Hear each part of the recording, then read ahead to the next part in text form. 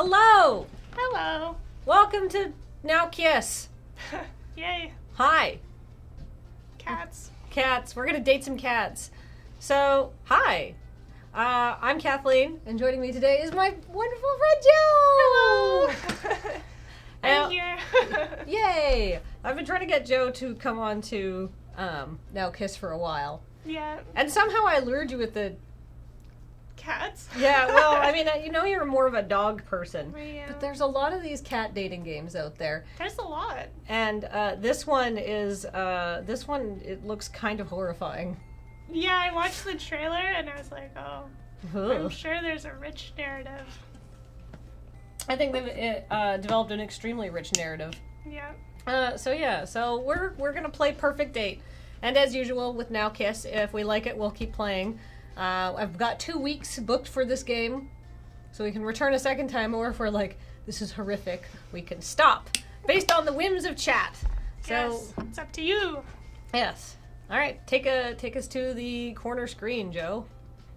Which one? Right corner. Very good. Alright, let's see, options. How do you guys feel about the, okay, text speed is maxed.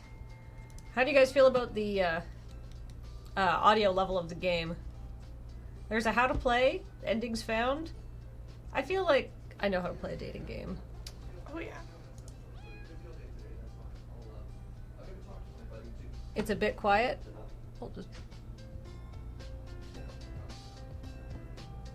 I'm gonna turn down my headphones a bit, because I like to be able to hear my co-host. Alright. How's that? Ooh, and Oh. Moosefilled Cat has subscribed, saying, "Hello, Kathleen and Joe. Resubbing for my favorite stream. Glad to have you in the background while I build my D&D character. Let's kiss some cats." What kind of D&D character are you rolling up? Oh, what do we want our scientist to look like? Wait, we're a scientist? Yeah, we're a that human did not scientist. come across at all in the trailer. I like the bottom right, maybe. Bottom right? Yeah. Oh my goodness, they're all varying degrees of excitement. Oh, That's maybe horrific. let's base it on their excited face. I think it's down to these three. Okay. But yeah, I'm Maybe cool with the bottom right. glasses. Yeah. Alright. And then since I always portmanteau... Oh, what a great... Oh, that's way more detailed. Yeah, since I always portmanteau our names, we finally get to do this. Yay! Ship it! Alright. Alright. Auto-save feature. I'm an angel and I accept. Sure.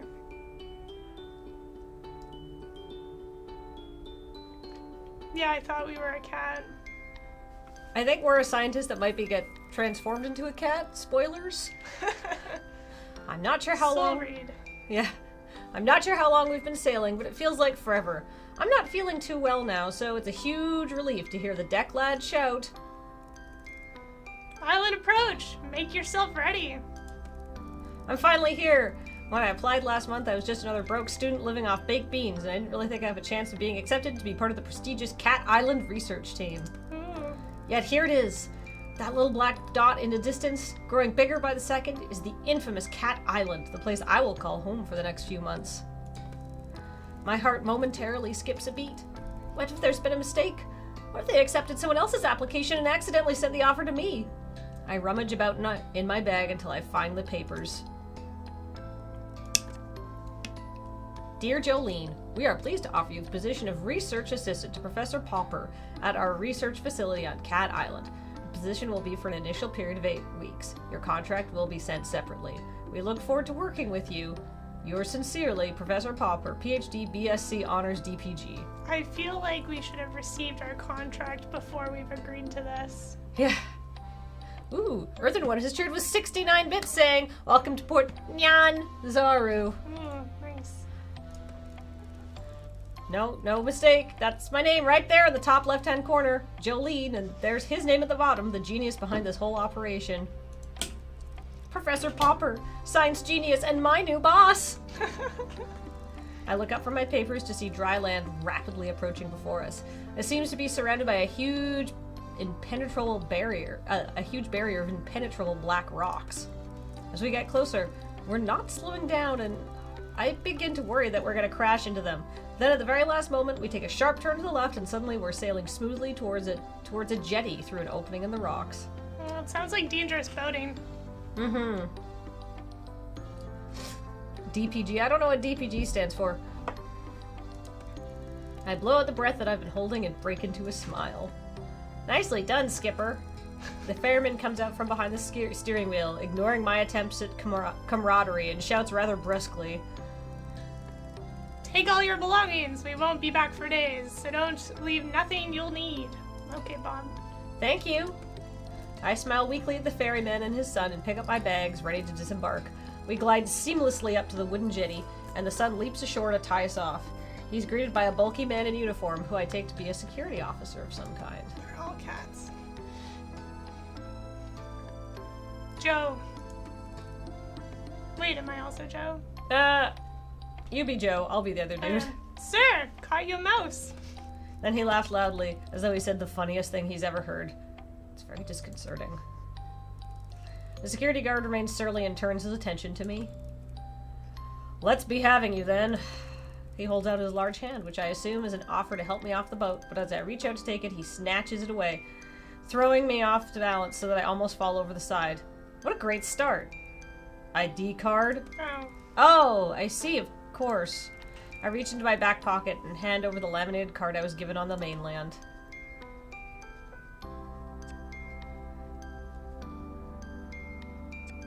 Are we changing our birthday, or is it just letting us know? Oh, that's the date issued. Oh, I see. I think. I guess maybe we should have given ourselves a last name. That's okay. We're like Beyonce. Yeah. Or Adele. Oh. He barely looks at it before striding off, grunting over his shoulder. This way.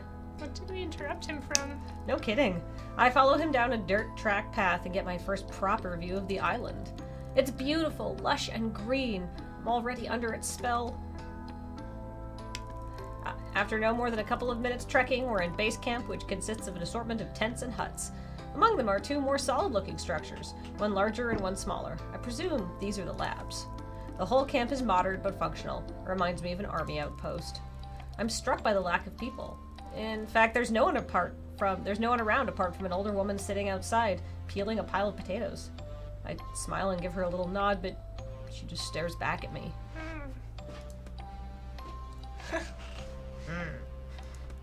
I try not to get paranoid. Here. He stopped at the largest of the tents, indicating that I should go inside. I feel rude walking in, so I make my presence known first. Hello? A firm but friendly voice comes out. Come. I walk in and there he is, hunched over some documents. The great Professor Popper. Sir, it's an honor to meet you. Yes, yes. You must be Jolene. Come in, my dear. Glad to have you on board. Good journey? Well, long. Yes, indeed. We're rather tucked away here. Let me offer you some refreshment. Water, coffee, something stronger, perhaps whiskey? How old are we? Student. Okay. I'm assuming we've graduated from university. Yeah. I'm going straight to tea. Sure. Coffee wasn't even an option. I'm sorry I've transported you to a hell, Joe.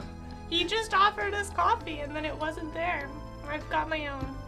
I'd love a cup of tea if there's a pot on the go. Ah, I can tell you're new. The tea here tastes like cat's spittle. You really don't want to drink it. Oh no. He pours me a cup of coffee from his canteen instead. It's a trick. It's a good thing I like coffee. It will take you a while to find your way around and discover how it all works, so for today I thought I would just get you kitted out and maybe introduce you to some of the locals. The cats, that is. I believe you already met most of the human locals. Oh, I've only met the ferryman and the security guard who brought me here. Yes, that's about it.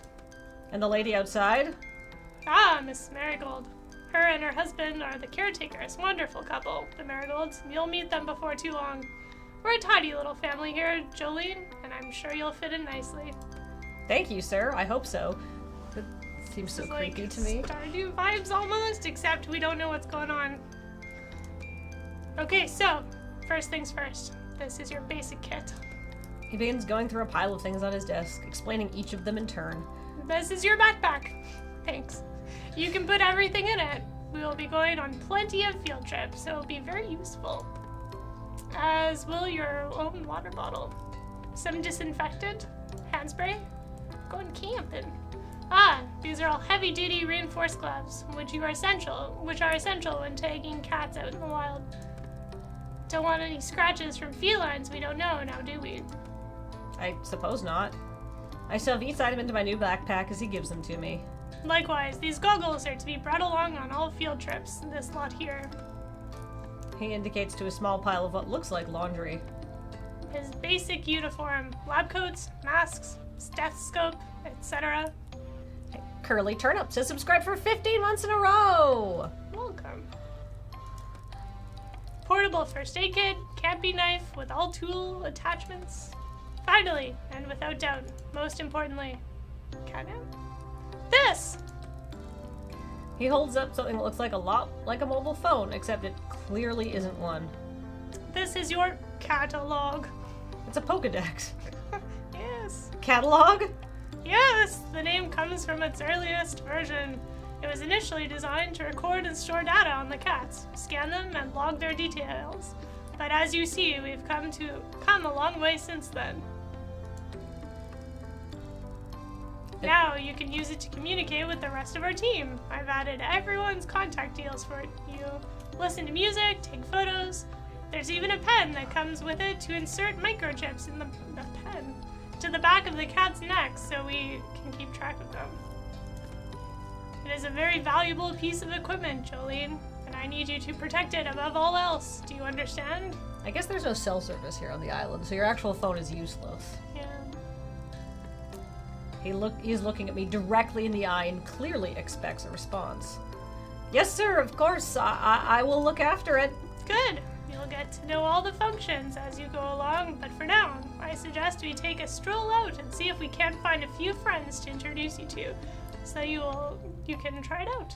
Yeah, for a pen to insert microchips, typically they chip cats now for identification. They used to, like, tattoo in their ears, but that doesn't work as well, and so, like, most cats now will be microchipped, and then you can just scan the microchip and it'll pop up the owner's information.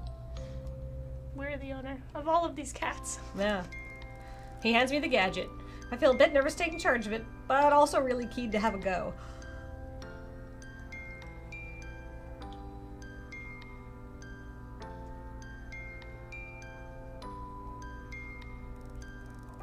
We head down to the beach, the professor explaining things as we go. The mixture of terrain on Cat Island is quite unique. Even in such a relatively small area, you'll find forests, mountain, jungles, beaches, and woodland. All of these different geological and ecological zones in one place. It is really most remarkable. It certainly is.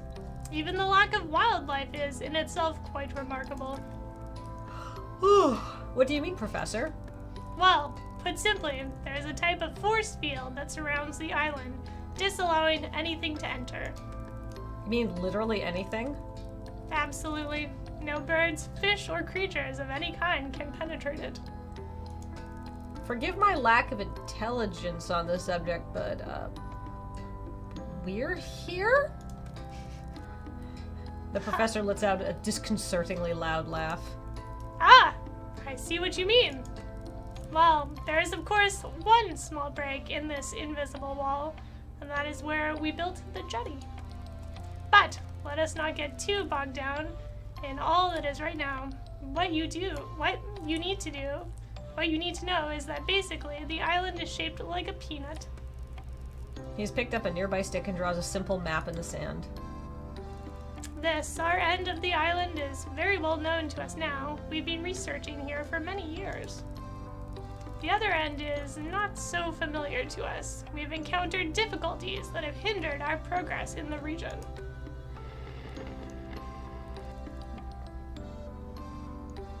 Oh no! We've signed ourselves up for Doki Doki Literature Club Part 2. What type of difficulties, Professor? Well, we're not as sure as we'd like to be. But what I can tell you is that the environment has an adverse effect upon humans, inducing nausea at the very least. And at the worst? Fainting, migraines, possible nerve damage. Only Maine Coon, says Esthansius. Gosh, that is serious. As I say, it's best to keep away, but let's not go into all that now, my dear. You've had a long day. For now, let's just say that we refer to the far end of the island as the danger zone. With good reason. Ooh, so we can make Archer references. Yeah. It must ask you to not put yourself at any risk by venturing beyond this mountain range here. He refers to the map once more, drawing a line just past the center and an X through the end section. Oh. Oh! Hi, Graham. Did we not tweet a thing? No, Graham needs me to do a thing. Oh, okay. Very good. Cat poetry. Sorry, I don't check my phone when I'm on stream. Alright. There are wild, aggressive cats out there. I wouldn't want you to get too close to them. Unlike our lovely fellows closer to home. He has led me to a spot where a few cats are lounging about. What do you say we try out your new catalog? Now, Jolene? He stoops down and picks up one of the animals, a disgruntled-looking cat who is sleeping under the shade of a palm tree.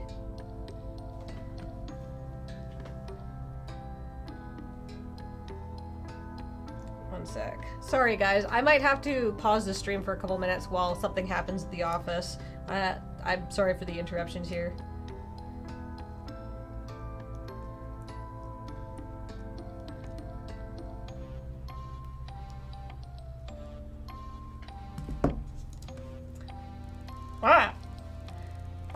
The cat lets out a displeased mewl, but it doesn't struggle. Its large body, billowing with long orange fur, just sort of hangs in the professor's arms in lazy resignation. Would you like to have a go at scanning this delightful chap? I find the on switch and somewhat timidly activate it. The gadget immediately comes to artificial life, emitting a boop boop boop sound with a red pulsating light. I select the app labeled Cat Scan, and it loads instantly. There's no delay on this thing. The professor holds the cat towards me with arms outstretched. I'm sure he said that the scanning chip is implanted in the back of the neck somewhere, but it's difficult to find this one's neck amidst this thick cloud of fur. I blow to make a parting and press the catalog to its skin. It's a bit like scanning groceries in the supermarket where I used to work. That should do it. He plops the Marmalade Tom back into the shade. Sure enough, upon withdrawal, I find the cat has been successfully scanned. Meow. Floofy butt! Wow! Aww! What's a good cat? Amazing! Clever, isn't it? A large part of your job here will be to tag and scan the cats, such as Mr. Fluffybutt here. But it looks like you'll have no problems at all in that area. Excellent work, Jolene. Thank you, sir. I can't wait to get started. Well, why don't you get a bit more practice with the catalog and scan the rest of them while we're here? These five spend a lot of time together. They're a little family, aren't you? Oh, yes you are. The professor seems to be a genuine cat lover like me. I think we're gonna get on great. Okay, here goes. No help this time. The professor steps back. The first cat I approach is very friendly, with beautiful calico markings. It comes towards me, already purring. Meow.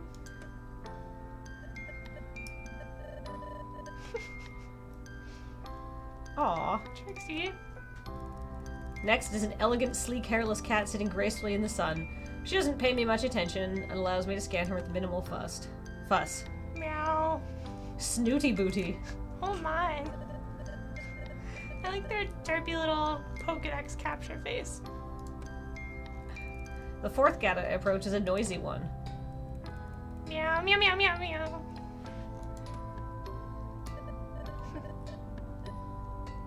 brown crossbreed. And finally, the one I've deliberately put off until last. He's been sulking around the edges of the activity, eyeing me suspiciously as though he could pounce at any moment. I laugh at myself, already projecting personalities onto these animals. Yes! Their faces are so different. Kibbles. All done! I hope you enjoyed meeting some of the locals. The professor lets out a little laugh. I have a feeling you'll get to know them quite well in time. That's probably enough for your first day, don't you think? It's quite a lot to take in. I am suddenly exhausted and grateful to be heading back to camp.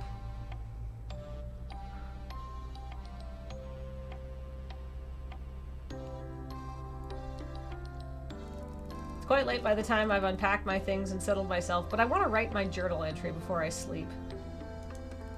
I'm surprised at how chilly it is. I've pulled my sleeping bag right up to my chin, but I still feel goose pimples bloom over my arms. Shivering, I rub them to warm myself up. It makes me smile. This inherent reaction to the cold is what will be keeping my new feline friends warm tonight.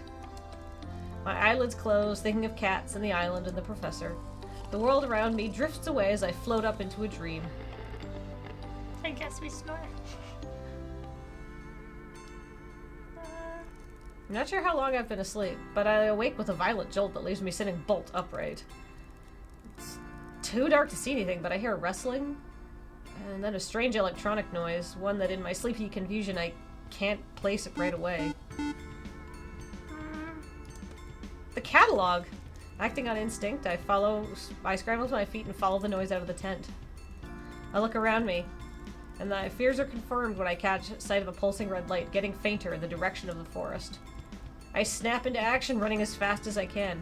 Barefoot, dressed in my pajamas, and running at full speed into the forest in the dark of night. I must be crazy. We haven't had practice for this. The words of Professor Popper are ringing in my ears. I need you to protect it above all else. My legs are trembling beneath me. I stop, feeling my heartbeat heavy through my body. I wheeze in and out, my breath billowing in front of me in white puffs. I shouldn't feel like this. Why am I so dizzy? I try to get my bearings and realize I've blundered perilously close to the danger zone. Oh. I can just make out the shapes of some large animals in front of me before my eyes close and I drop to my knees. Samu BTDP 1985 has subscribed for 10 months in a row! I open my eyes. The calico cat I scanned yesterday is sitting in front of me. She drops the catalog at my feet. I pass out. Well, what is going on here? Oh no, it's a new saving screen. Hello, can you hear me? Are you okay? Do you want me to voice some of these cats so you're not doing like You have 5 a lot different of voices? narrative. Do what you want. Hey, what is it? That's a good one. Don't be ridiculous, Kibbles. It's a human. And T-Squirrel has subscribed for 35 months in a row. Oh yeah, yuck, I can smell it now. Smells like a human. Oh, do be quiet. Aren't they alive? Of course it's alive. It's breathing, you imbecile. Why isn't it moving? Would you come on and give it some space then? Move back a bit. Yeah, stand back, move out of my way. Let me have a proper look. I begin to come to. The Sphinx cat is standing over me as I open my eyes.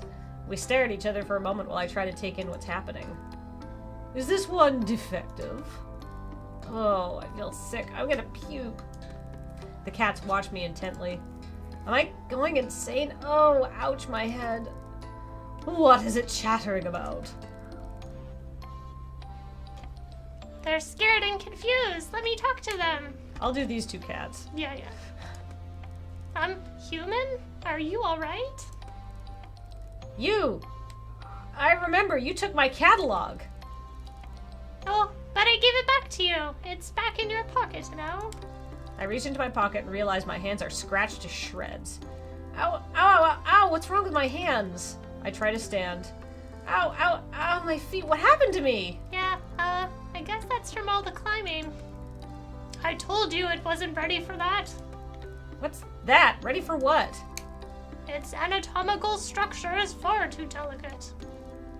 I tried to slow it down. Yeah, Floof. You try restraining a human who's that determined. It was like a margay. Its anatomical structure didn't seem that delicate to me. I was like, a what? Doing what? You made your own way back to the beach. Okay, but that doesn't explain. I show my bleeding hands. Ah, you crawled, Kara. Kara? Who's Kara? That's not my name. It's a term of endearment. It's an Irish thing. It's inappropriate. Wait, I crawled? You sure did. Like a cat? Yep. All the way from the mountains. Like a bleeding mountain lion. Impressive. But why? Because you got the sickness. Shh. Maybe you should sit down, human. We need to have a talk. Possibly a long talk. Talk? Yes, that's right. Wait, since when can cats talk? Oh, for goodness sake. Since the dawn of time, how else do you think we communicate? Stop splitting whiskers, Major. You know full well that what the human is saying. I think the revelation here, Kara, is that you can understand us. Yes, that too. Will someone please explain what the hell's going on here? Well, we don't fully understand everything ourselves, at least. Not all the details of how this works. I think being stood in a forest surrounded by a bunch of talking cats is about as much detail as anybody would want. I agree, and more to the point, we're rather hoping you would be able to help us. You are the scientist, after all. What we do know is that the clock has started ticking for you. What do you mean? Well, there's no easy way to say this to you, Kara. You'll be catified. I'll be what? Whether you help or not, we don't have a lot of time before. Ahem, if I may. It would seem, and we are basing this on our experiences to date, that when a human manages to find themselves in what I believe you call the danger zone, they are vulnerable in ways that they previously were not. Which is to say, you're screwed. You're not helping. Don't make me. Whoa, Mountain Lion. There's no violence of any kind. There'll be no violence of any kind. Forgive me for being a bit panicked here. The vulnerability to which Snooty Booty was referring is simply put, if you are bitten or scratched by an elder cat within the danger zone, you will begin a process of change that ultimately will result in a full feline transition. Catified. So basically, you're telling me that I'm a werecat? I look down, and amongst the scratches on my right hand are 2 distinct puncture marks. The reality of my situation descends on me like a cold mist. Basically. Yes. My head is spinning. This is too much for me to take in. Take a breath now, Kara. You're not looking so good. What? Have I started to change? I feel my head for ears. Everything seems normal. No. I just mean you're looking a bit shaky, understandably so. I take a few deep, steady breaths and calm myself enough to say, okay, so why? How? What? Give me some data. What have you got so far? Look, we'll answer anything that we can, but the truth is, we have more questions than answers ourselves. So you said you need my help. What exactly would that entail? Well, finding our friends would be a start. The cats on this island are going missing. We don't know what's happening to them, but the body count is rising, and we've hit a wall. A wall of ignorance, maybe. Really, how many times do I have to tell you? The Muellers are to blame. Muellers? now, Floofy, but there's no need for name-calling. Speaking of name-calling, I'll remind you to call me Major, madam. Look, they can't help the way they are. It's a lack of breeding, you know. I'm getting some Gilligan's Island vibes from these Yeah, cats. yeah. Overbreeding, if you ask me. Again, Muellers? They're the elder cats. The island originals. They can't speak the way we can, hence the derogatory term Muellers. And how were they to blame exactly? Well, if I knew that, there would have been no reason for this elaborate kidnapping. It's hardly proving to be a roaring success after all. Look, Kara, all we really know is that we are no longer safe on this island. The elders who live within the danger zone are hostile towards us. Not sure why, it's just always been that way. And now, because cats are being taken, nowhere else is safe either. You expect the occasional mishap. We live in an undomesticated world here after all. But lately, cats have been disappearing almost every day. Even the last human we catified went missing. I'm sorry, what? Let's not open old wounds, Kibbles. These little fuckers! They fucking werecatted me! Was You this- assholes! This might have been in our contract that we didn't read. This is they probably lured you into the danger zone so you could get catified so you could start talking to them and they could ask for your help to investigate. But you little bastards! Well, maybe the professor's in on it. Rah! Yeah. What? Everybody's like, Lord Inkdeath 27's like, well, F these guys. Yes! Onwards and upwards. Well, first things first, this werecat thing. Catification. Transition. Whatever! How does it work? Time passes and then you transform into a cat. Yeah. Ugh. It's a gradual process. It's different for everyone, but you won't just turn overnight. The clock is ticking, however. The first side effect of the transition is being able to understand us. Well, some of us. Not the elders, obviously. Not all the domestics either. Then you have the whole heightened senses thing. The increased agility, crazy body hair stuff. Let's not worry the human with all the details just yet. I assume there's an antidote? I'm afraid you're going to be disappointed in that assumption. Hang on. Wait, sorry. Hang on, you said there's somebody else you'd put in this position. Well, let's hope you're a better bet than they were. Unfortunately, they weren't able to discover an antidote or get our friends back. I know where their notes are, though. Really? Trade. Huh? You help us and I'll give us their progress reports. What do you think I'm doing now? Fuck these cats. Like, we've taken the time to even chat with them, despite... What? You shanghaied me and now you're like, I want more things from you before I'm willing to help you accomplish the goal that I forced on you? Ah! It's like, yes, help us and we'll make it a little easier for you to help us. So what do you say, Kara? Will you help us? I mean, sure. I mean, yeah. Not much of a choice, really, is it? Yeah, that's right. Yeah, our options were like a lot more like invested than we feel we are character-wise. Afraid not. Okay, fine. So where do I start? Is there anything you can tell me that will help me track down your missing friends? Well, no one listened to sense. Start with the Muellers, and I'll eat my hat if it don't have one. If it doesn't end there too. Don't mind him. He's set in his ways. We have every reason to believe the abductions take place in your part of the island. Oh no, it is the professor. Yes, nowhere near the danger zone or the elders. Well, that doesn't make much sense. But I suppose nothing does around this place. My catalog starts beeping. Oh, my alarm! I have to get to work! You run along now. We don't want you arousing suspicions with your people. You can meet us later. Make sure those reports are in your tent before this evening. Thanks, Kara. You're one in a million.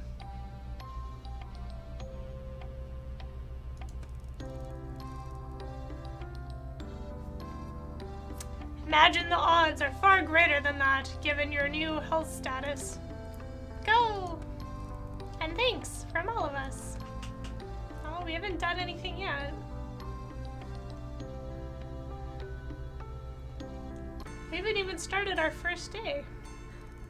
After a rather painful journey, I am very grateful to finally limp into camp.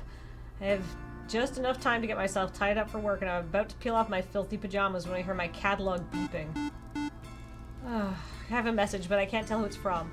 not from any of the contacts that Professor Popper programmed into it. In fact, there's no contact information at all. Are you sure it's wise to trust everyone? Anyone? What on earth does that mean? Who is this? There's a lot you don't know. Think carefully about who you confide in. Before I can think of a reply, the messages are gone and my catalog has no record of them. I don't have any time to think about this right now. I need to get ready.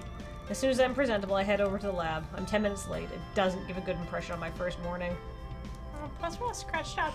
Ah, Jolene, good to see you. I was beginning to worry. Did you oversleep on your first day? I'm terribly sorry, sir. I think all the traveling and the excitement of yesterday. I take punctuality very seriously. He cuts across my apology.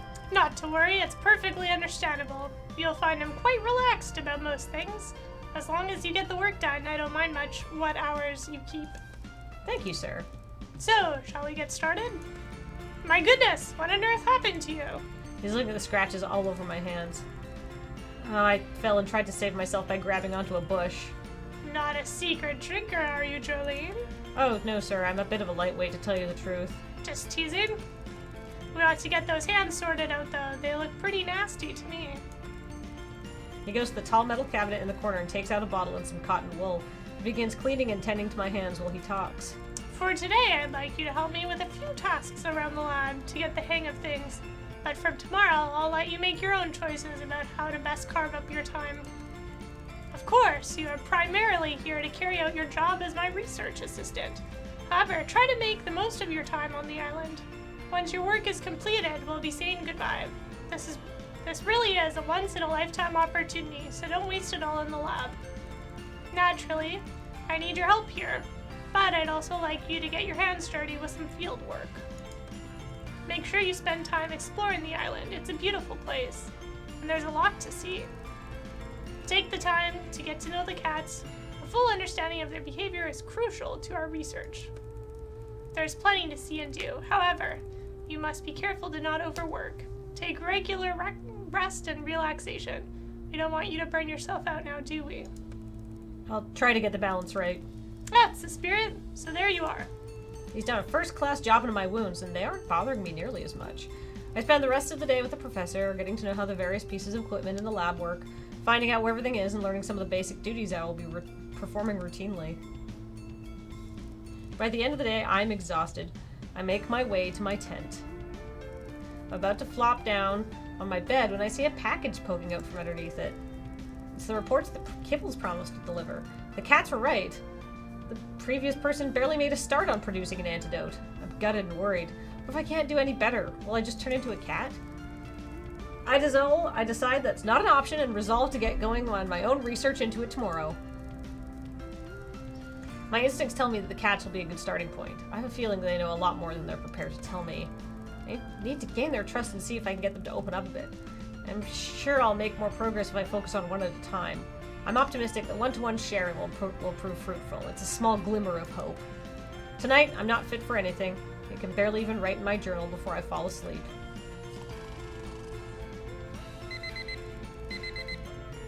The second morning of waking up on the island. I'm so excited to discover what the day will bring. Should I jump straight into lab research, or maybe it would be wise to start investigating a way to help these cats and find a cure for myself? Perhaps a good starting point would be to get to know the cats a little better on a one-to-one basis.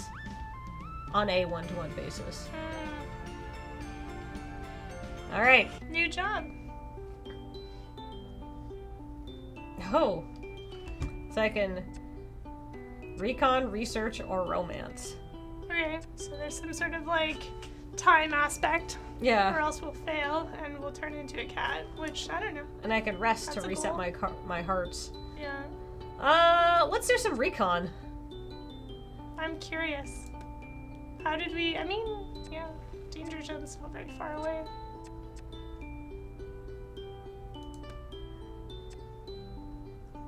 Okay. And that's it. It's deleted. Let's talk to the... Okay. 5. Unlocks after Chapter 5. Chapter 2. Okay. Okay. Neat. Secrets. Alright, well, let's start with the security guard. I think that sounds fine. I mean, it's their job to how patrol the can I- island. and I got a strange message on the middle of the night. I don't know, So we're security supposed guard or strange message? Security guard. Yeah. They were kind of a jerk, but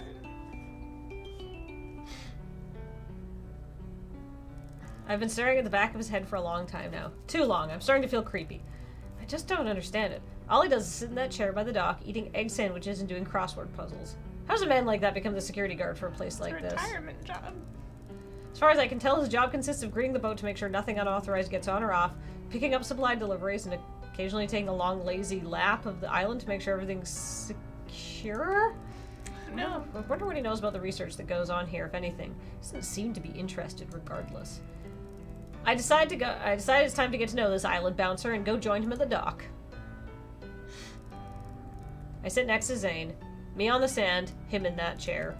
He's not wearing his big coat, and the short sleeve shirt allows me to notice for the first time how surprisingly muscular he is.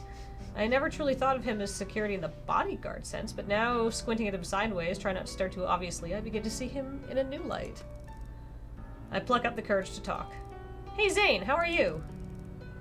Are you trying to start a conversation? He says without looking up from his crossword puzzle. Oh, I suppose I am, yes?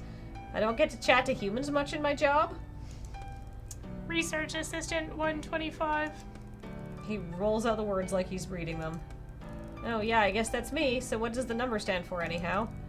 You don't know? He asked monotonously, eyes still glued to his crossword puzzle.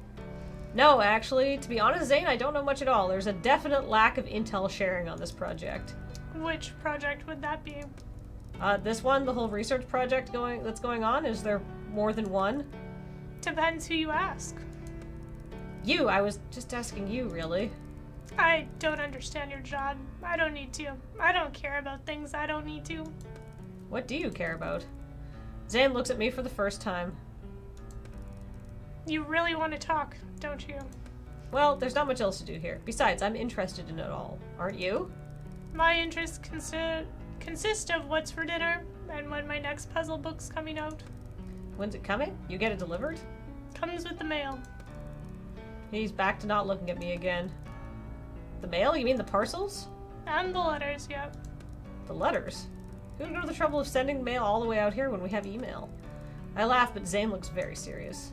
It's safer sending mail the old-fashioned way. With emails, there's viruses, hackers, worms, cyber terrorists.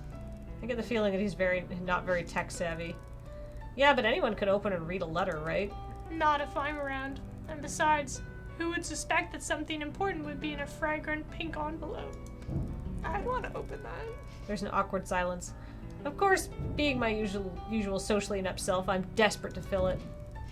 Need any help with that crossword? I'm pretty good. I could even do the cryptic puzzle in the Daily Inquirer. This line usually gains me a little kudos, but Zane simply ignores me. I decide to just come out and say what's on my mind. I mean, it can't make things more awkward than they already are. Zane, have you ever noticed anything strange going on here? Cats behaving weirdly?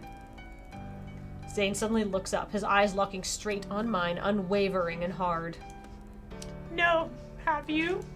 Well, not exactly, but... He is looking at me properly for the first time since we met. I've definitely captured his attention, but I'm too nervous to follow through. I'm just being silly. The lack of human company can get to me. Gives me daft ideas. Such as? He's still staring at me, although he's trying to read my mind. Sometimes when I'm out tagging, I feel like they're playing games on me. Like children, hide and seek, that sort of thing. Some of those cats may be cleverer than any of us give them credit for. Just say smarter. Yeah. Or some of those cats are a lot more clever. I have a bad habit of like doing editing passes on games I'm playing, but overall I'm impressed with the cleanliness and lack of mistakes in this game. Yeah. Now it's my turn to be intrigued. In what way? They know when to stay out of the sun. You're going pink. The moment, if there was one, is over. I decide maybe Zane isn't the best person to talk to about my concerns.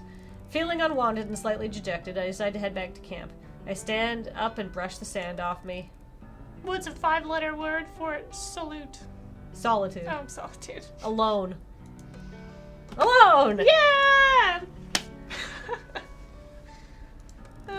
Zane silently scribbles in his book as I leave. Yes. What? That, I didn't see the background. Is that our tent? apparently. I want to talk to a cat Yeah. or do some research. Let's romance a little. That was a little bit dry, but he might help us out later. Oh, wait, you can only talk to Snooty Booty and McMurphy. Want to talk to McMurphy? Sure. He seemed friendlier. Yeah. I mean, he's supposed to be Irish, but... Or maybe he just likes that term of endearment and isn't Irish at all. Yeah, maybe McMurphy is like Chris O'Dowd as a cat. Kara, wake up. Huh? Mummy? Is that you? Shh, quiet, Kara. Come with me. I have something to show you. But you have to be quiet. Look at that face. McMurphy? Yes, it's me. It's the middle of the night. That's weird. Ah, Kara, you're not scared, are you? Why would I be scared? Creeping around in a forest in the middle of the night? Don't worry, Kara. I'll be there to protect you. McMurphy, you know very well that there's a force field around this island stopping anything outside from getting in. It makes this a pretty safe place. Indeed. So the only things you have to worry about are the things that are already here. He leers at me with a mock snarl. Ow. Seriously, Murph? If you're the worst threat here, then this is the safest place on Earth. So come on, Kara. What are you waiting for? I follow the scraggly cat into the forest. The ground is wet and muddy and I lose my footing a couple times, but McMurphy is too determined to notice. Suddenly he stops dead in his tracks. Oh, sorry. Hello, Kathleen speaking. So, here we are. You and me chat. In the woods. It's muddy. TQ! Ah, yes, the chair. Cat ears. Perfect!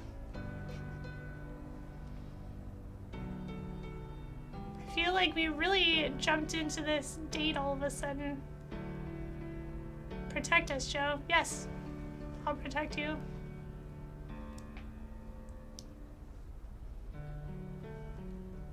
I feel like we missed a couple episodes before this incident happened. How am I? I'm good, TQ. I have coffee that Serge made me this morning. Yep. Oh, I mean, I could have been wearing cat ears for this. That would have been clever. Hope Serge brings you... Well, Serge is doing road quest stuff, so he's busy today. But, I'll find coffee later. And I still have some now. Yeah, coffee heart. Okay. Alright. Hey, chat. We need to go on a quick break. We'll be back in hopefully not very long. See you guys in a second.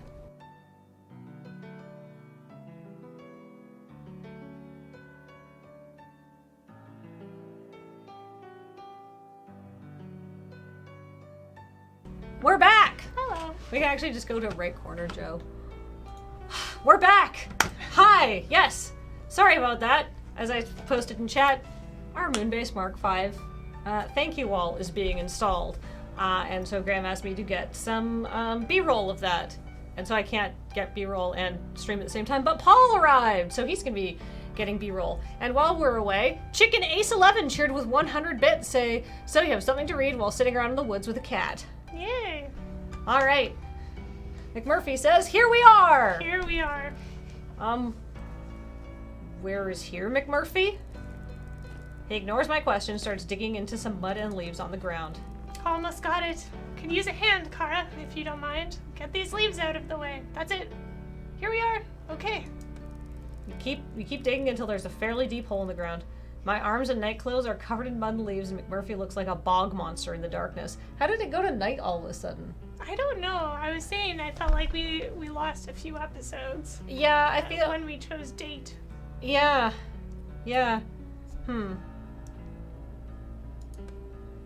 Ta-da! I've been filming from a distance, don't worry. We can always blur the names, too. Yeah. Ta-da? Can't you see it, Kara? I'm not sure what I'm looking at. I always forget how useless human eyes are in the dark. Just reach into the hole and take out whatever you find. No. I reluctantly reach into the burrow and feel something hard and cold against my hand. I wrap my fingers around it and pull it out. I know the shape, but my eyes can hardly process it. It's a bottle? That's right, Kara. It's my secret stash. No one knows about it. Not a soul. But I thought I'd share it with you. Thought we could have a kind of welcome to the island party for two. Secret stash? Is this booze? McMurphy lets out a wild laugh. That it is, Kara. You drink alcohol? But you're a cat. That can't be good for your body. It's not good for any bodies, but it does wonders for the soul, to be sure. Well, I suppose you're right there, McMurphy. Guess one little nip couldn't hurt. That's the spirit. The spirit of putting the spirit inside you. I try in vain to get some of the mud off me before giving up and sitting down against a tree. A stunned McMurphy curls up in my lap. It takes a while to uncork the bottle. McMurphy keeps telling me to smash it open and that the shards of glass will only add to the flavor, but eventually I succeed my way. I guess you can't uncork it. I pour a little out from McMurphy into a leaf, and I self-consciously swig from the bottle, feeling a touch uncivilized. Ugh! McMurphy, what in heaven's name is this? No. Don't worry about that, Kara. It's not about the taste, it's about the company. I hardly think I'm the type of person you'd usually hang around with. Well, I usually hang around with cats, and they're not exactly what you'd call my type. I respond by widening my eyes as I take another swig from the bottle. Somehow it tastes less terrible the second time around. I find humans much more interesting. They usually have a lot to say. Present company accepted. McMurphy winks at me with his huge green eyes, and I blush, trying desperately not to show how boring I feel compared to him. I feel like we've done some sort of time skip thing here. I feel like we're on... Maybe we should have gone with the hairless cat first. Yeah. Don't take it harsh. I'm only joking, Kara. McMurphy, I've been meaning to ask you something for a while now. Anything, Kara. Ask away. I'd love for us to get to know each other better. This Kara thing. You know my name is. The rest of my sentence is drowned out by McMurphy's howls of laughter. You make me laugh, Kara. You really do. I know exactly what your name is, Jolene. Kara is just like a pet name, you know? Kara means friend, buddy, amigo. It's something my mommy used to call people, and I guess it just stuck. It's one of the few things I remember about her, actually. That and her beautiful smile. Hey, flash me your pearly whites. I smile at McMurphy awkwardly. He bursts into fits of laughter again. That's a lovely smile to be sure. But you need to grow into it yet. What? Could I have a that drunk cat face. Could I have a top up over here? I don't know if I feel comfortable giving you more alcohol, McMurphy. I think you've had more than enough. In fact, I didn't even want to give you any in the first place. Did you not know the cats have 9 lives? And you want to waste them all on booze? And why not? Besides, the night is young, and we've only just begun our conversation. Come on, Kara. We've had a lot of chin-wagging to do yet. Are you going to pour or not? I feel like this is our option to lengthen the date, or maybe have something else happen. Cheers. And what if we murder this cat? I don't know this cat well enough to stage an intervention. Yeah. Oh, that is our other option. No. I feel like that would be kind of rude. Clench Eastwood is cheered with 100 bits. Meow. Part of me thinks I ought to be a responsible human here and cut off your alcohol supply, but I believe in a true democracy. Would you care to expand on that and perhaps pour the drinks as you do? The true democratic principle that none shall have power over the people. Cats, whatever. How inspirational. I'll toast to that. All right, McMurphy, but on your head be it. For with the rejection of authority comes the responsibility for bearing the consequences of your actions. I pour some more of the suspect liquor into McMurphy's soggy leaf. What? Sante! I don't know how to say that word, but it's like a... I think that's like an Irish drinking Cheers. Sure. thing.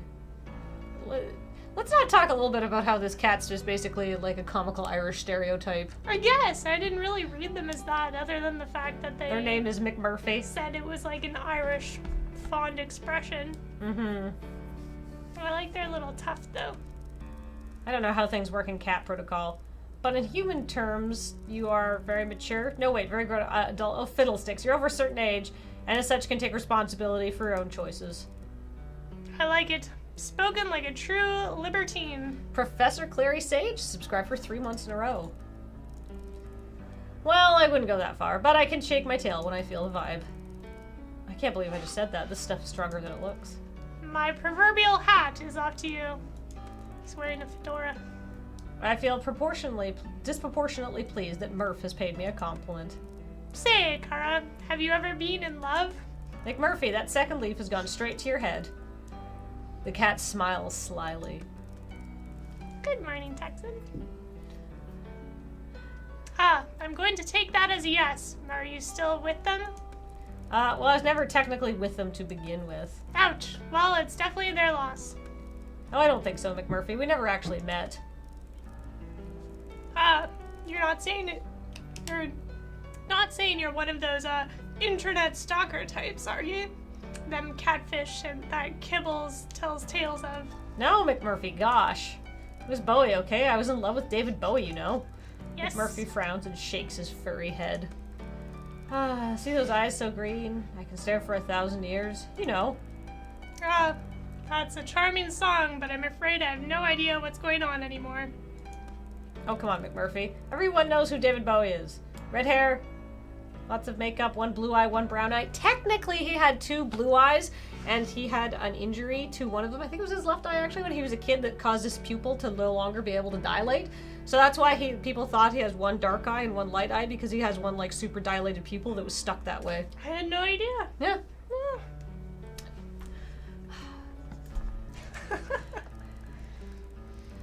Well, I did know one sweet soul with a blue eye and a brown eye, but I can assure you, they wouldn't be caught dead in makeup. McMurphy snorts. Well, what about you, McMurphy? Who's the love of your life? Don't have one, Kara. Never have, never will. I'm a lone wolf. I'm a free agent. I'm a big old yeti out in the mountains, all hairy and smelly and alone. For some reason, I find that very hard to believe, Mr. McMurphy. Fine, you're right. I'm a fool. A lovesick fool. I've had my heart broken more than once, Kara, and each time hurt more than the last, I tell you.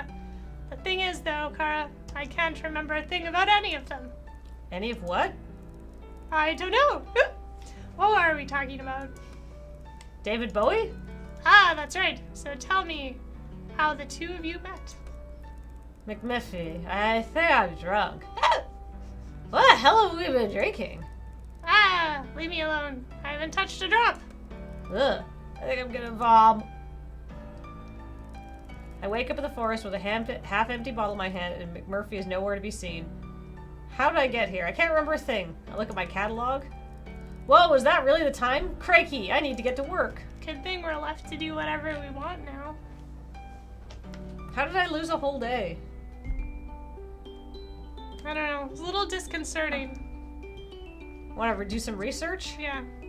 Let's do that. I don't know what we drank.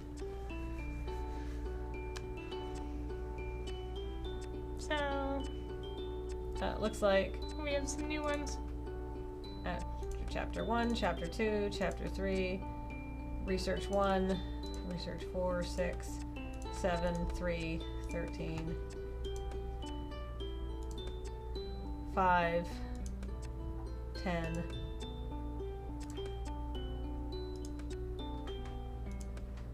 Well, these are all Okay, different. so there's samples, Mhm. round up some kitties, or go on a field trip with the professor. Field trip! Field trip.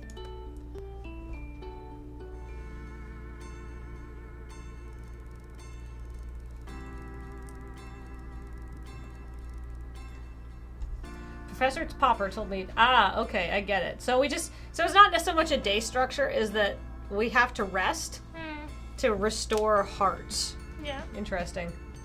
Professor taught me that told me to be ready early and dressed for hiking, as we're doing field work this morning. I'm not sure that I have anything that would pass for hiking gear, to be honest. Some sturdy shoes would be good. Oh well, lab coat and trainers it is then, as usual. A message from the professor lights up my catalog. Set to go. I'm waiting outside my tent. Jolene, are you ready for our field work today? Yes, of course, Professor. May I ask where we're going? Somewhere I think you'll find very interesting. The professor hands me a backpack. Oh, we already had one. Here, take this bag. It's very full, but surprisingly light. Popper has set off at a brisk pace, calling back to me over his shoulder. This way! I run to catch him up. How is he so fast? After some serious walking, with me struggling to keep up, the professor stops abruptly and listens. Do you hear that? There's a distant sound of bubbling water. Think I don't have to pee. We're almost there! Secretly, I'm relieved, as I don't think I can go much further. Just a little climbing. Climbing? I hide my dismay. Where does he get his energy from? Are our hands and feet healed yet? I would say yes. It's just at the top there, not as difficult a climb as it looks. We are in front of an almost vertical rock face. Just copy me! He clambers up expertly. I manage to find a spot that will support my foot and start the climb. I make a little progress before slipping and falling flat on my bum. I try again. This time I take it slow. Again I fall. What happened to the benefits of catification the others keep going on about? The professor notices I'm having trouble and holds out a hand for me. I manage to climb up just enough to take a hold of him, and he lifts me the rest of the way. His strength is impressive. Curious, even. I'm actually pretty invested right now. Yeah? Well, I want to know what his deal is, definitely. Yeah. Not a fan of climbing, eh? Can't say I've done much of it, Professor. Come along, then. I can get you there. Pretty much pulls me all the way to the top and then leads me to the entrance of a small cave. The sound of running water is very loud now. I instantly see why. A natural spring has cut its way through the rock and created a beautiful cascade of sparkling clear water. Looks delicious. I kneel down and without thinking begin to drink. It tastes amazing. As I come up for breath, I see the professor looking at me with suspicion. You should know better. It's never wise under any circumstances to ingest something that is unproven. But here on this island, it would be prudent to exercise more caution than usual. I feel embarrassed at my lack of consideration. Yes, of course, sir. I wasn't thinking it. I felt so thirsty and it looked so good. I do understand. Many have made the same error. Fortunately for you, this is tested and tried and tested for safe consumption. It's good, don't you think? My body feels suddenly re-energized, like I could climb any wall. It's incredible. I feel fantastic. What's in it? We don't know. That's why we're here. We need more samples. We've been studying this water for months now, and we still know very little about it. Check your bag. I open my bag. It's full to the brim with empty plastic bottles. Oh no, it's gonna be so heavy going back. He screwed us over. I'll need to fill all of these with water. We're going to need as much as we can carry. I do as he says. By the time the bottles are full and back in my bag, it weighs a ton, but I feel like I could lift anything. The effect of the water is powerful. The professor's also packed his own rucksack with bottles. That should do us for now. Let's get these back. Fair This enough. is maybe why the professor's so vigorous. Because he drinks this daily. Yeah. As we make our way down to the rock face and back to camp, I have no problem keeping up with the professor. I feel like I could run all the way. However, as we start to get closer to camp, I feel the effect wearing off. My bag becomes unbearably heavy. The final limp into camp is torture, and I need to rest.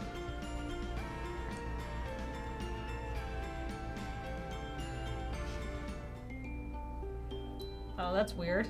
That was it, eh? Yeah. I thought we'd learn more. You want to do more recon? Yes. Or more research? Well, if we research again, we can round up rowdy cats. Oh. Which seemed exciting. Oh.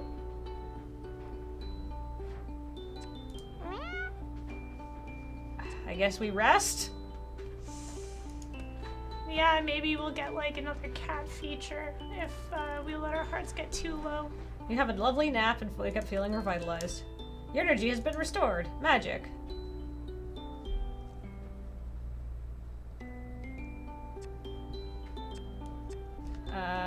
Research. Let's round up some cats.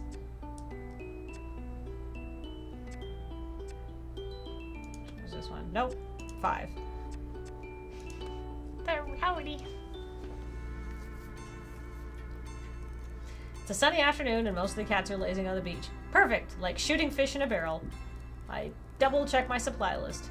Cat crate, treat, sedative, snare, catnip, antiseptic cream for myself. Got everything. I have a sick feeling in my tummy, but I ignore it as best as I can. This is going to be a challenge, but I'm pleased the professor is trusting me with the more physical tasks. I walk out onto the beach feeling like the child catcher. Oh no. I remind myself that I'm doing this for the greater good, even if it makes me unpopular with the cats. Oh no! I set up the crate in an unsuspecting location and keep the snare hidden behind my back. We're monsters. At first I stroll around trying to look as casual as possible, whistling a tune as I walk. I get close to one of the smaller cats and I start to stroke her. I want this to be as painless as possible. The cat responds well to me. She even starts to purr gently. Are you going to come with me? The cat looks at me with big, wide, loving eyes. Come on then. Pick the cat up, carry her to the crate, and place her gently inside. I lock it shut, and even though the cat makes no attempt to escape. Well, that went better than expected. This may be a good day after all. Emboldened by my success, I approach one of the slightly larger cats. Hey matey, shall we get in the basket? I give him a little stroke. He doesn't respond badly, although he doesn't seem particularly interested either. I put my hands on either side of his body, ready to pick him up. He doesn't look happy about it and growls a warning at me. Hey mister, it's gonna be okay. We're just going on a little trip, alright? As soon as I start to lift, all hell breaks loose. Yowling and hisses, he scratches my arms to ribbons. I try to get him into the basket, but he stretches out and I can't fit him in. Ow, ow, ow, ow, no! I know when I'm defeated, and I have to let him go. He scarpers off into the distance. I look down at my ravaged arms. Note to self, wear long sleeves when on caging duty. Yep.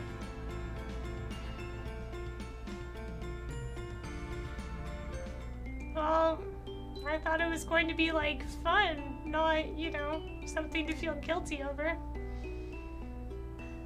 That poor trusting cat. So if we do more recon, maybe we'll be more likely to come up with an antidote. Oh, we've only got... Only one choice. Alright, well, let's do it. And then we can go on another date. I hear my catalog beeping. I presume it's the professor. I tumble out of bed, half asleep, and fumble around looking for the device. I look at the screen, my eyes struggling to focus. The message isn't from the professor at all. There's no contact information. Come outside. Who is this? Come outside. They obviously aren't going to respond to my question. Should I do as the message tells me? Yes. Yes. My curiosity is roused. I have a feeling there's something important to learn from this stranger, so I throw on my clothes and crawl out of my tent. I don't see anything out of the ordinary. Anyone out here? My catalog beeps again. Walk to the edge of the forest. I'm not going any further until you tell me who you are. Walk to the edge of the forest. No! Walk to the edge of the forest. Walk to the edge of the forest.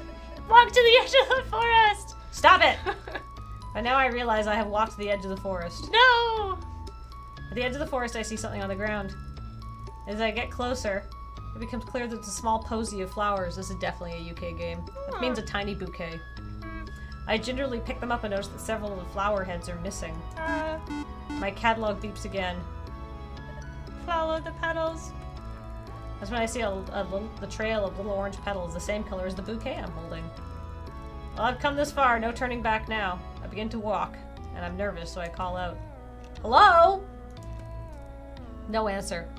Louder this time. Hello? Hello? Hello? Who's that? Who goes there? Major, is that you, Floofy Butt? I really wish you wouldn't call me that, human. What on earth do you think you're playing at? cavorting around the forest in the dead of night, causing a ruckus. Oh, Major, you don't know how pleased I am to see you. I need your help. And this can't wait until a civilized hour? I'm afraid it can't.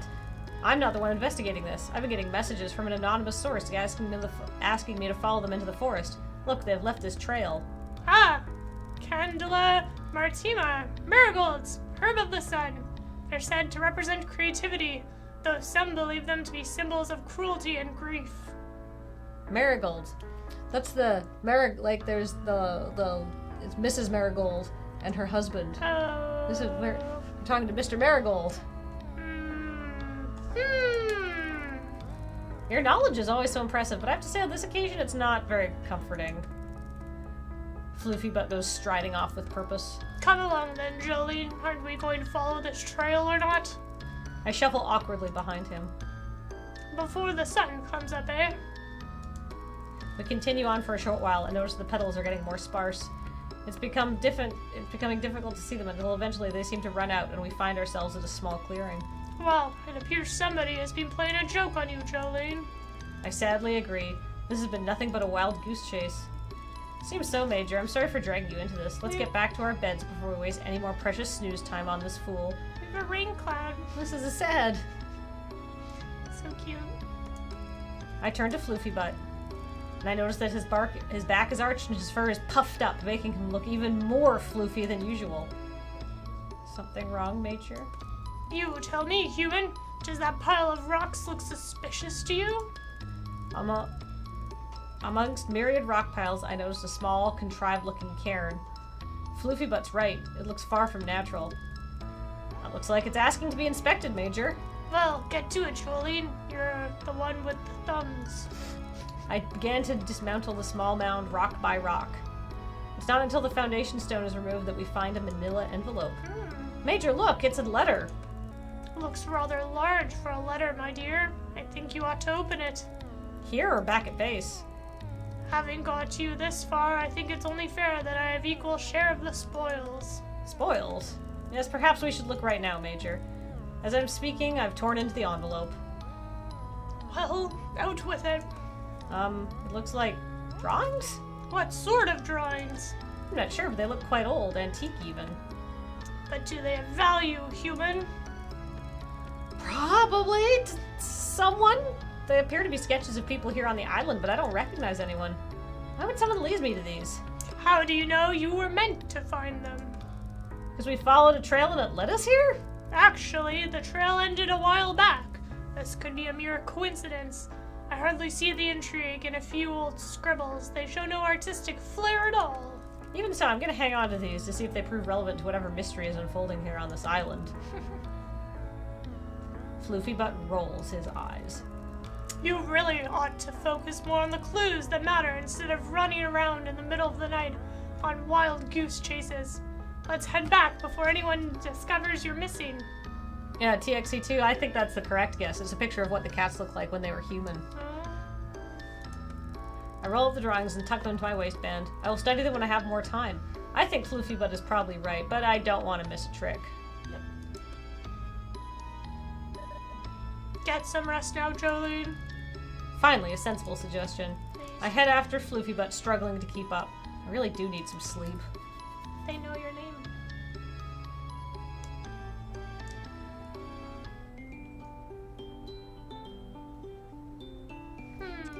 Do we open up any recon options? No, we can do no more recon.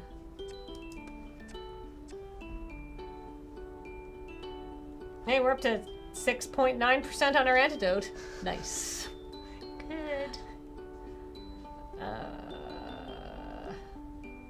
Let's see. Research or romance? What options do we have research-wise? I think our research... What? Oh! Oh! We need to date more. That's crazy. What? Okay, romance, I guess. What? Heartbreak? Because we chose McMurphy over Snooty Booty like one time? Or is it that we did something else before we went on another date? Or maybe it's because we continued the date with McMurphy. Oh, no! Wait, who's this? Who's our 6th mystery cat? Us. Yeah. What happens if I just... I want to date the cat in the background with the glasses and the blonde hair. Alright, well, I guess... I'm not committed! They should have made it more apparent. Yeah. They should have staged that intervention. I'm sweltering in the mess tent. Typical for me to get cook duty on the hottest day so far. I step out for a minute and try to catch some air. Psst. I'm not really sure if I heard something or if the dehydration is getting to me. Take a swig from my water bottle. Hey, aren't you gonna share, Kara? Oh, McMurphy. Was that you psting? What are you suggesting, Kara? I only use the designated litter areas. Murph, you are incorrigible. You know exactly what I meant. Come on, Kara. Never mind all that. We have work to do. I am working. I'm supposed to be cooking for this evening. I mean work of the adventuring variety. Should have checked the how to play. I've played a few dating games before. We didn't realize it'd be so rigid. Normally you have time to, look around. Explore your options a little bit. Yeah, I thought that, like, after the bar's filled, we'd go into chapter 2 or something. Yeah, exactly. Yeah. Not just game over. Ah, come on. Don't be such a bore. I'm sorry, McMurphy, but I can't. I'm very busy here. It's going to take hours to defrost and braise this meat from the mainland. Well, you don't have to do anything while it's defrosting. Yeah. You can go out and then come back. Hair dryer. Well, if you come with me, you may end up providing a much tastier dish in half the time. What do you say, Kara? You up for the... What? Craig? Sure. Wait, if you do leave the island, you just turn to a cat back home? What? Yeah, I want to... What are you saying? Do you mean I should just bunk off? That's the spirit. Strip off your apron and let's hit the trail. But I can't... What if someone comes looking for me? Leave him a note. Gone fishing. Maybe it's the heat, but I'm overcome with a moment of madness. Well, okay, then, you wild Irish rover, I'm all yours. Ah, no. That's a thought. Before I can answer, he slunk into the thickening of the forest behind the clay cooking pits. I whip off my apron and follow behind. Wait, Murph, it's too hot to run. Then we really ought to cool ourselves off, eh? He's led me up to the cliffs, and without warning takes a running jump off the edge. I see him flying through the air and watch mesmerized as he cuts through the water. Oh no, Murphy, are you okay? Don't panic, I'm coming! I kick off my flip-flops and shorts and follow him into the water. I'm surprised how shallow it is and that I'm easily able to stand. Murph, where are you? I frantically search about, fearing for safety, and suddenly feel something brush against my legs, making me scream out loud. What's that? I look down into the clear water and see McMurphy speeding along the seabed like a shark, fast and sleek, and suddenly breaking up through the surface with something in his mouth. McMurphy, you can swim. What on earth is that thing? Oh my, it's a fish! I can see he's smiling even with the sprat in the way. You can fish? He spits the fish back into the water. There truly is no end to my talents, Kara. You can say that again, but I have so many questions that I don't even know where to start. Catch your breath, Kara. I know I'm exhilarating company, but you need to exercise a little bit of restraint or you'll be swooning on me next. Relax. The salt water is very buoyant. I copy McMurphy and we both lie with our backs on the surface. It's very calming and tranquil, and I'm finally able to collect my thoughts. I realize I've not had this much clarity in a long time. Oh, this is so cool. I just, started listening to this background music and all these meows. It's good. I know! Trixie took me here first. Calls it the Ponder Pool. Oh, can you all swim then? I thought cats... Before I can even finish my sentence, McMurphy cuts in. It's a common misconception that cats can't swim. As you can see, it's another thing we excel at. So humble, too. As Nana McMurphy used to say, if you've got a trumpet, blow it. That's good advice. Sure. What about the fish? Where do they come from? There are no birds or fish on this island. It's one of the first things they tell you in orientation. That's just because they don't know. Don't know what. Ah, it's better if I just show you. Come on, Kara, follow me. We swim for a while, with McMurphy leading the way with purpose, and then he stops. Well, notice anything interesting? Well, the water is much cooler and deeper here. Anything else? Can you feel anything? I stand perfectly still for a moment and begin to feel a strange sensation around my legs, like a warm trickling underwater. McMurphy, are you peeing? Don't be so crude, Kara. It's a current. Look, over there. I refocus my eyes until I see what I thought was a rock shadow is moving. It comes closer into a focus, and I realize it's a shoal of small fish darting in and out of one particular spot. What is that? I don't understand what I'm looking at. Isn't it enough to just see, Kara, to experience? Do you always have to understand everything? Yes! Yes! Yes! Well, yes, that's my job. It's who I am, McMurphy. I'm a scientist. It's in my DNA to seek to understand. Come on then, scientist. Let's take a closer look. We move closer to the area where the fish are gathered. Put my hand down and realize I can touch them and even pick them up, but something is stopping them from swimming further inland. McMurphy, we need to get going. I'm going to be in trouble if I'm away for any longer. But thank you for showing me this. I'm definitely going to come back here and try to understand it. I wouldn't waste your time, Kara. It wouldn't be a waste. I'm committed to finding out all that He cuts across me as I'm speaking. I meant to come back to this particular spot. The fishes won't be here. Oh, I see. It's only at certain times? At different locations. It changes all the time. There's no pattern to it either. So you just be sticking pins in maps, Kara. I brought you here because I saw them this morning. Chances are they'll be gone by this afternoon. The disappointment must be apparent on my face because McMurphy switches lanes super fast to distract me. Okay, Kara. It's time to strip off. Huh? That t-shirt would make a lovely net. Let's go fishing. Oh, I see. Get naked. I whip off my top and use it as a net to scoop up as many fish as possible. It's quite effective. Great idea, Murph. Now you can rustle up a tasty fish supper in no time at all. And you get to enjoy my company for an extra hour. Win-win, Kara. Okay, so now I have a little challenge for you. That, Kara, is music to my ears. There's little I like more than a gauntlet thrown. Well, it's hardly a gauntlet, more a brain teaser. How am I going to explain to the rest of my team this bountiful ocean offering? Why tell them anything at all? Because they're going to notice that we're eating something that wasn't on the delivery list or the menu rota and tastes way too fresh for something recently defrosted. You worry far too much about things that don't really matter, Kara. I know he's right.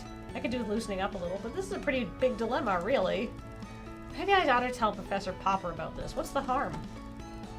Mac has stopped splashing around and looks me squarely in the eyes. There would be harm, Kara. Trust me on that. Obviously, I don't mean I'd tell him about you or anything that would endanger any of us. I just noticed a shoal of fishes and I took some. End of. You really think you could mention a phenomenon like this? That would be the end of it? That he wouldn't start putting all manner of investigations and disruptions in place? You are touchingly naive, my friend. I feel myself blush. I am being a bit naive, but I don't like the thought of lying. So what do you suggest then, if you know so much about everything? Give me a plausible story and I'll follow through. McMurphy lets out a wild howl and splashes water at me. Now that's what I like to hear, you impetuous daredevil, you. I splash him back and a furious water fight ensues. You're making such a ruckus, I'm amazed no one comes to check what's going on. After a good 10 minutes of laughter and play, we run out of steam and float in the buoyant, warm water. Let's hear it then, Oz. What's my cover story? It's a very simple case of brazen bluffing. Okay. Make a simple but delicious meal, and if anyone should ask where the fish came from, shrug your shoulders and ask the same question. Huh? It's all in the poker face. You remain completely impassive and ask the same question. Yeah, I wonder that too. Where did the fish come from? They're delicious. Really? Trust me, Kara, as a cat who is forever risking one of his 9, the simpler you keep it, the more likely they'll buy it. If they ask you where you got them from, you tell them, the fridge. Simple. Straightforward is the way to go. In all narratives. Yeah, it's good advice. I don't know if our character would be able to pull it off, though. I feel quite giddy at the prospect of getting away with a ruse. Okay, Murph, let's gather the supper. We have an abundance in no time, and I haul my catch back to the kitchen. Good time to make a tasty meal for everyone, and a little extra for my feline pals. Yeah, the cats did turn us into a werecat to suit their own stupid purposes. Yeah. Okay. So...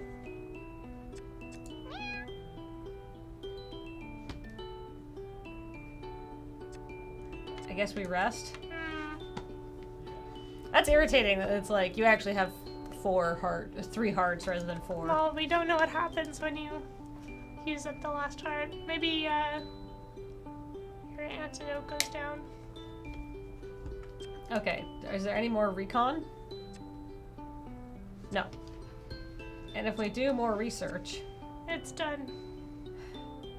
We're just stuck in romance until we fill it? Why can't we romance more cats?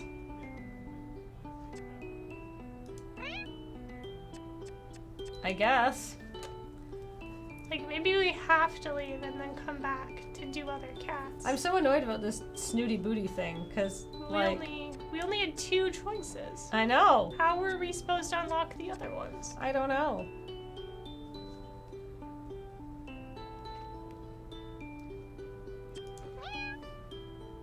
Who is this secret cat?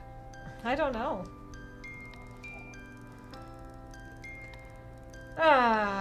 It's too beautiful a day to be slaving in a hot lab. So when Murph invited me for a stroll, it was easy to say yes. Not that I needed much incentive to spend time with him. He's very engaging company. Maybe you can date 1 cat per chapter, or get to know 1 date. Maybe. I say leave. This game is doing something tricky. We've come to one of my favorite spots, where the cliffs sweep upwards above the blue water. Suddenly, and without any warning, McMurphy plunges over the top of the towering rocks. See, I mean, he literally did this last time we hung out with him. Yeah. I run to the cliff's edge with my heart in my mouth to see what's happened. Then there's a sight I still haven't gotten used to. He's in the water, more otter than cat, waving me to follow. Jump, Kara, jump! Sure, the water's grand. McMurphy! I'm shocked by the shrillness of my voice. I hadn't intended to be such a shriek. I was aiming for stern admonishment. That's so dangerous. You could do yourself serious injury, or worse from such a height. Where was this dialogue the last time? Right. Oh, pish. Come on, Kara, or you won't get to see the little surprise I have in store. You already surprised me enough for one day. Ha! Which one of us is meant to be the... No. At this, I am filled with an indignance that takes over my body, and before I know it, I am halfway between ledge and water, bracing for impact. This way! I'm still catching my breath as McMurphy's head disappears under the surface. My mind is saying no, this is ridiculous, get back to land this instant, but my body is following the Irish cat. My eyes take a moment to adjust, but I can hardly believe what I'm looking at. It's a ship! As we approach from the stern, it looks pretty much intact. I can see the name on the rear side, and though faded and worn away in parts, the words are unmistakable. Kitty's Desire. What? My head is swimming due to the excitement and lack of oxygen. I flounder to the surface to catch my breath. Kitty's Desire? I feel like I should know that name. McMurphy eventually bobs up to join me on the surface. Surprised? A shipwreck here? This is a very old island, Kara. A lot has happened here. I mean, most islands aren't super fresh. Yeah. But how did a ship even get here before the path was made? Hey, don't ask me, Kara. I'm just in for the grog. That's where this weird booze he's had. No! McMurphy smiles and dives back into the murky depths. I follow, a flailing flesh bag in comparison to his sleek figure. I try to get a closer look at the wreckage. It's a big ship, likely a trading vessel, judging from the size. It's hard to tell how old it is, but it certainly isn't modern. Maybe 18th or 19th century? We enter the ship from a huge hole in the stern. I realize that a lot of the vessel is actually on land, and it's obvious that it ran ashore after it was damaged at sea. There's not much time to ponder the mechanics of what happened, as McMurphy is tugging at my t-shirt with his right paw, while gesturing with the other paw outstretched to a cabin he wants me to enter. I'm grateful for the air trapped inside and gasp for breath. Here, Kara, look! Hang on, let me catch my... But he has already ducked into the next cell. How is he not out of breath? I realize his ability to swim underwater is unusually strong, but he barely breaks the surface at all. And here, through the hole! He sounds really excited, and as I enter, I see why. There in the center of the cabin is a chest It's wedged between the wall and a surprisingly well-preserved writing desk, the only thing preventing it from falling and being buried in the sand. A treasure chest! I sound like a giddy child and I feel embarrassed, but McMurphy joins in my glee, and suddenly we're cheering and laughing together. Go on then, open it, Kara. Okay. What are you waiting for? The key? Does it need one? Well, of course it does, Murph. It's a locked treasure chest. Can you not just break the lock? Who do you think I am, Houdini? I don't know about that, but I do know that you're a very clever scientist whose thirst for knowledge matches my thirst for grog. So you get yours, I'll go get mine. The Moggy grins before darting into the next cabin, and I hear the familiar clinking of bottles shortly after. I decided to try the lock anyway while McMurphy is getting his. I look around for anything I could lever it with, and I'm disappointed. Everything except the chest and the desk must have been washed away a long time ago. We'll have to come back with some tools to tackle that lock, Murph. There comes no response. McMurphy is obviously still busy with his looting and pillaging, so I decide to swim up to the beach to get a better look at this wreck from land.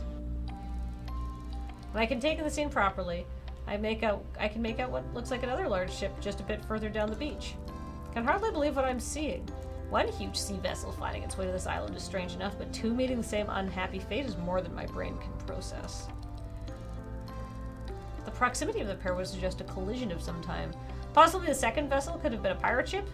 Maybe it was attacking the merchant vessel? I feel like I'm looking at the conclusion of a very interesting story here. I wonder why Professor Popper didn't tell me about it. Obviously, he must be aware of the two vessels. My nose for intrigue has started to twitch, and I am burning to know more. I decide to take some of the debris, splinters and small chunks of metal, and pocket it for later analysis in the lab. When I'm satisfied that I've thoroughly combed the beach for specimens and have salvaged anything of interest, I realize that I haven't seen McMurphy for quite a while. My heart stops and the hairs on my neck stand on end. How could I have been so wrapped up in my work that I neglected to keep an eye on my friend? McMurphy! I met with silence and still water. I run back towards Kitty's Desire, my heart thumping in my chest. McMurphy! I jump into the sea and swim back to the stern of the ship. There doesn't seem to be any life around here. I break through the surface with a choke and try to call out again, but my throat is hoarse and full of salt water. Where? I catch sight of a shadow out of the corner of my eye crawling along the seabed. I dive under to get a better look and see instantly that it's the Irish cat stalking and prowling as if he were on land. I quickly grab him by the scruff of the neck and drag him back to shore. McMurphy, you loon, what on earth were you playing at? I catch my breath and check on him, but he's happily rolling on his back in the sand. Me? I was having a grand time until you manhandled me with those big meaty paws of yours. What? Get serious or let it go. What? Having a what? Calm down, Kara. You look like you're going to pop. You've been under the water for ages. I didn't see you come up for air once. I've been blessed with fantastic breathing apparatus. But I didn't know that, did I? And you were worried about me? Ah, Kara. Now that is very touching indeed. I feel like a damsel in distress, rescued by a charming... I don't allow him to finish his sentence. You may think you're very clever and funny, but let me assure you that no one else here is laughing. Jumping off cliffs without warning and drinking while you're swimming? Not very clever at all. I wasn't drinking while I was swimming. That would be impossible. I know, I tried. The more cross I am, the more amusing it seems McMurphy finds it. You may not realize it, mister, but I have a duty of care towards you. All of you cats. So, if something happens to me, you're afraid you'll get into trouble? Ah, there I was, thinking you care for me because you like me. He's deliberately turning this around and it infuriates me further. Stop being so manipulative. You know how much I care for. Of course I do. Care for you. Of course I do, but you can be very tricky too, you know. Shall we open this? He's reached over to a bottle of grog he's taken from the wreck. You look like you could use something to take the edge off. No, McMurphy, I do not want any of that. Thank you very much. So, what is it you do want, Kara? He flashes me a raffish grin. I want you to stop being quite so reckless. You'll give me a heart attack. Well, much as your heart is of considerable concern to me, Kara, I'm afraid I can't promise to stop being what I am. It's like asking the wind to stop blowing. The wind does stop blowing sometimes. He lets out a long laugh. You really are a scientist, Kara. Nothing will ever change that, eh? I understand what he's saying. I need to allow him to do his own thing. Okay, come on then. Let's start heading back. Actually, Kara, you go on ahead. I'll catch up with you later. He winks, and I have no doubt what he wants to do for the rest of the day. Drink sea grog. Some salty rum.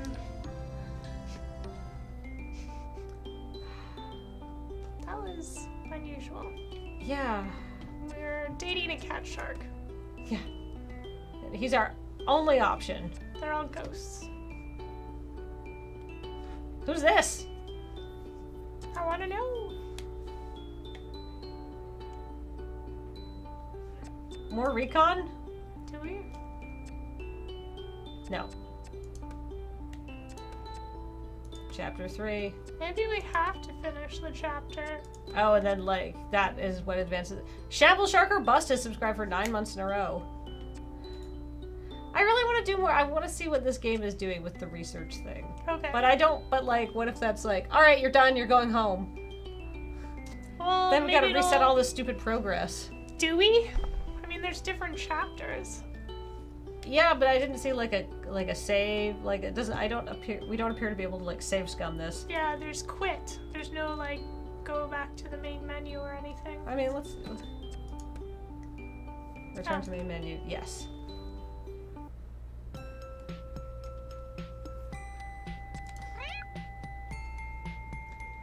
Blah, blah, blah. Consequences. Da, da, da, da, da. Complete your contact and your current chapter. Make sure you've done everything you want to do. Oh, So if we want to keep dating, okay. Finishing 3 research events will result in the completion of your contract, ending your current chapter. So make sure you've done everything you want to do before finishing your research for the professor. so okay, chapter 1, we get 2 cats to date, and we have to choose one. Oh. Now, if we finish the hearts with chapter 1 cat, do we get to do the other cats? Wow, there's 18 endings? Holy.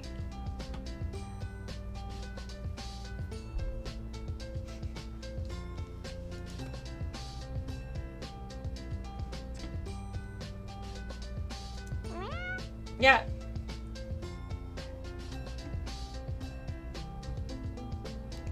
Alright. Oh, there we are. So I feel like if we at least max out our research and recon, then the storyline, well, our recon for each chapter, maybe that's what gets us to complete the antidote. Yeah. So I mean, we've everything done- we do is adding to the our antidote thing. We're at 9.7% on our antidote. So I guess we just gotta like go along with. finish romancing to make. I know it's I'm so not interested in this. no. He's I don't- all over the place. He just seems very. No. Like, why do we have to? As boss the him sun is around? going down, I decide to retreat into my tent for the night. When I undo the flap, I see McMurphy curled up on my pillow. McMurphy, you're gonna get fur all over everything. You're on a cat island. There's fur all over everything already. I mean, our tent is messy, anyways. Do we care? Yeah, HH2 News has subscribed for 10 months in a row. Oh, hi there, Kara. You're back late. You're a spallion. Why are you in my bed? Ah, come now. We both knew I'd get into your in your bed eventually. You're a didn't we? cat! You're a cat. My hand reaches for the spray bottle, but McMurphy throws up his paws defensively. I'm an unarmed cat, Kara, and I actually came to give you something for good behavior. Don't make me send it back now. Give me something what? Ah, sure. Now you're listening. I found something that might just interest you. It's more of that garage, McMurphy. I can assure you I'm not interested in the slightest. I sit on the end of my bunk. That's what happens when you write before the art's in, which is fine. You should. The Yeah. art's the gilding on the lily, right? There's no bunk. Yeah. But anyhow, I I sit on the end of my bedroll and push him off my pillow, but I allow him to stay on the bed. As he moves reluctantly aside, I can see a black corner poking out from under my blanket. What's that? Why don't you take a look? I eye him skeptically, nervous of what he's roping me into now. Tell me what it is first. Ah, well, you just pick it up, Kara. It won't bite. This is lingerie. I'm strangling this cat. End of date. Ooh, Mike Smith 916 subscribed for 45 months in a row, saying 45 months? I could have sworn I was only at 44 yesterday. I carefully reach for it and realize it's a small leather book, beautifully aged, and yet seems to be in good condition. I open it gently as I can, for fear that it might turn to ash in my hands.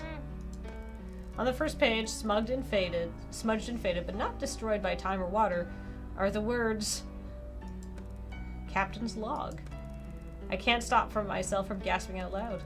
Oh, Murph, how did you find this? There's a lot you can find at the bottom of a bottle, or 12. Are you impressed? Impressed? Speechless. I could kiss your furry head. Well, don't let me stand in the way of you and your passion. I hardly notice he's still speaking, as I've begun trying to decipher the entries, and I'm instantly engrossed.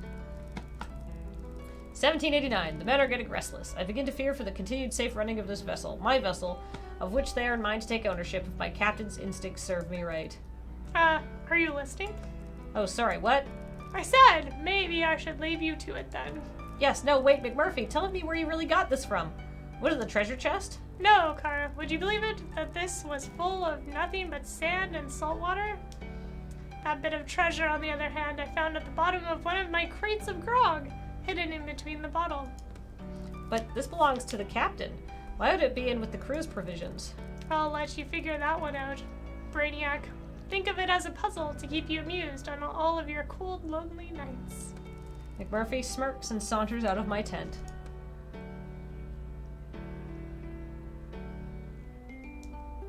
Oh! New recon! Okay.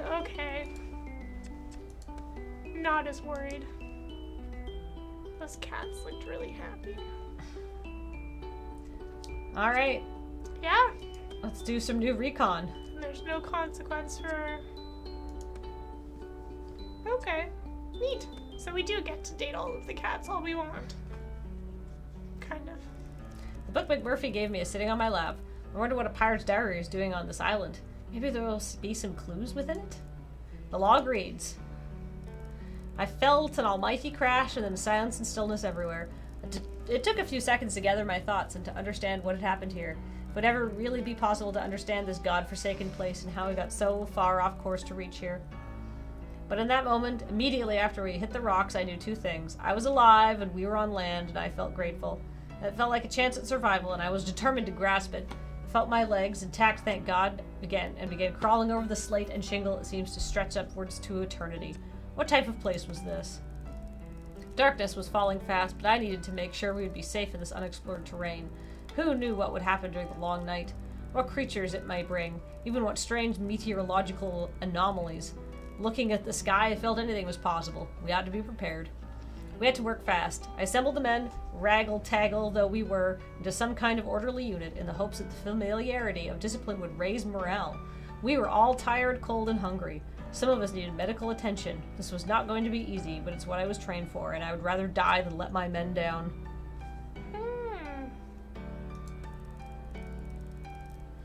We need to make some shelter. My voice sounded thin and weak against the sound of the waves crashing. At first light, I looked around and began to take stock properly. It was gratifying to see that the temporary shelter we had cobbled together last night was still intact, and no disasters had befallen us to add to the difficulties we were already burdened with.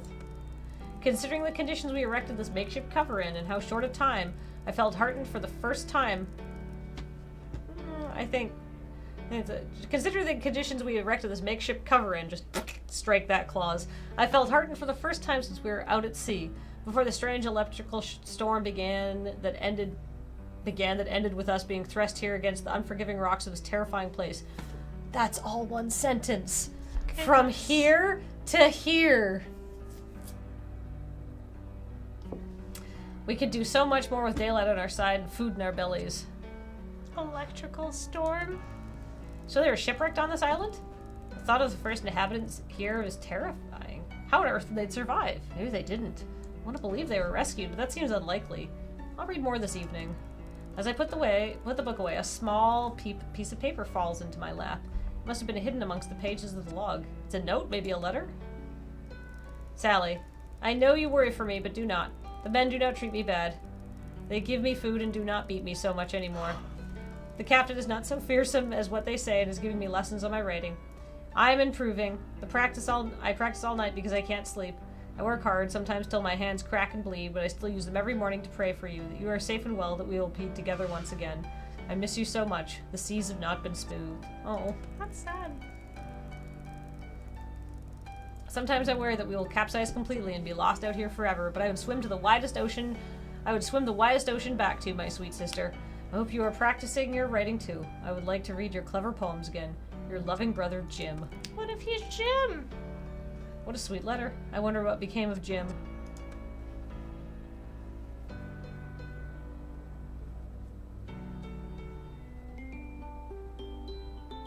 Well. Astancia says, okay, point of order. This is a game where all the things that don't make sense feel like they're going to be answered. A lot of bad games just throw out a bunch of stuff and hope some of it sticks, writing just to reach the end they had in mind. I like this game. Yeah, this is more exciting than I thought it would be. Yeah, I was getting a little nervous, and then we unlocked a new recon, so... No, we're maxed on recon. Alright, so let's fill the romance and then finish the research.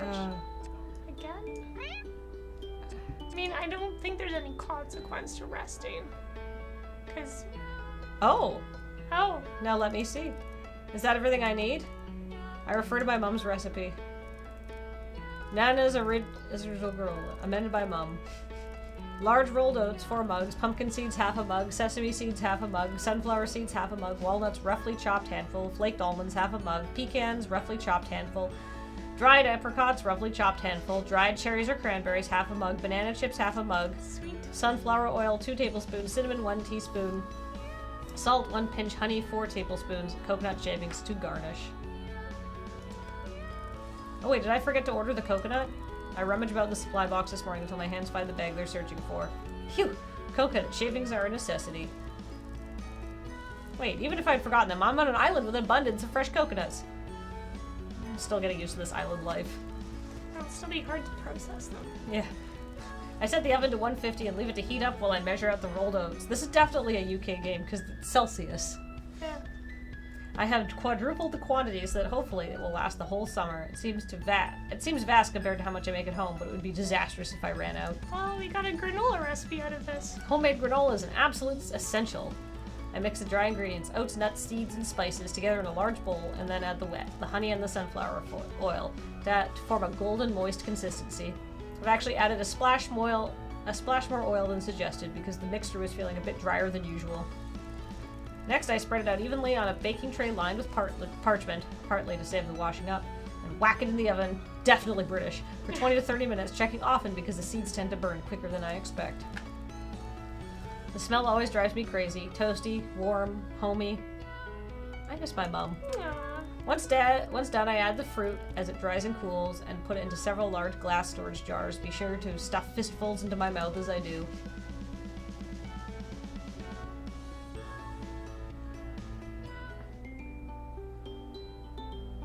Okay, I think that was just a fun scene. Sure, we got a free recipe.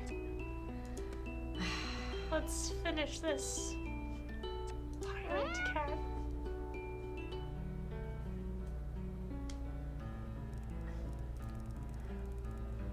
Look at that star, and now take yourself 1,000 miles beyond it and tell me what you see.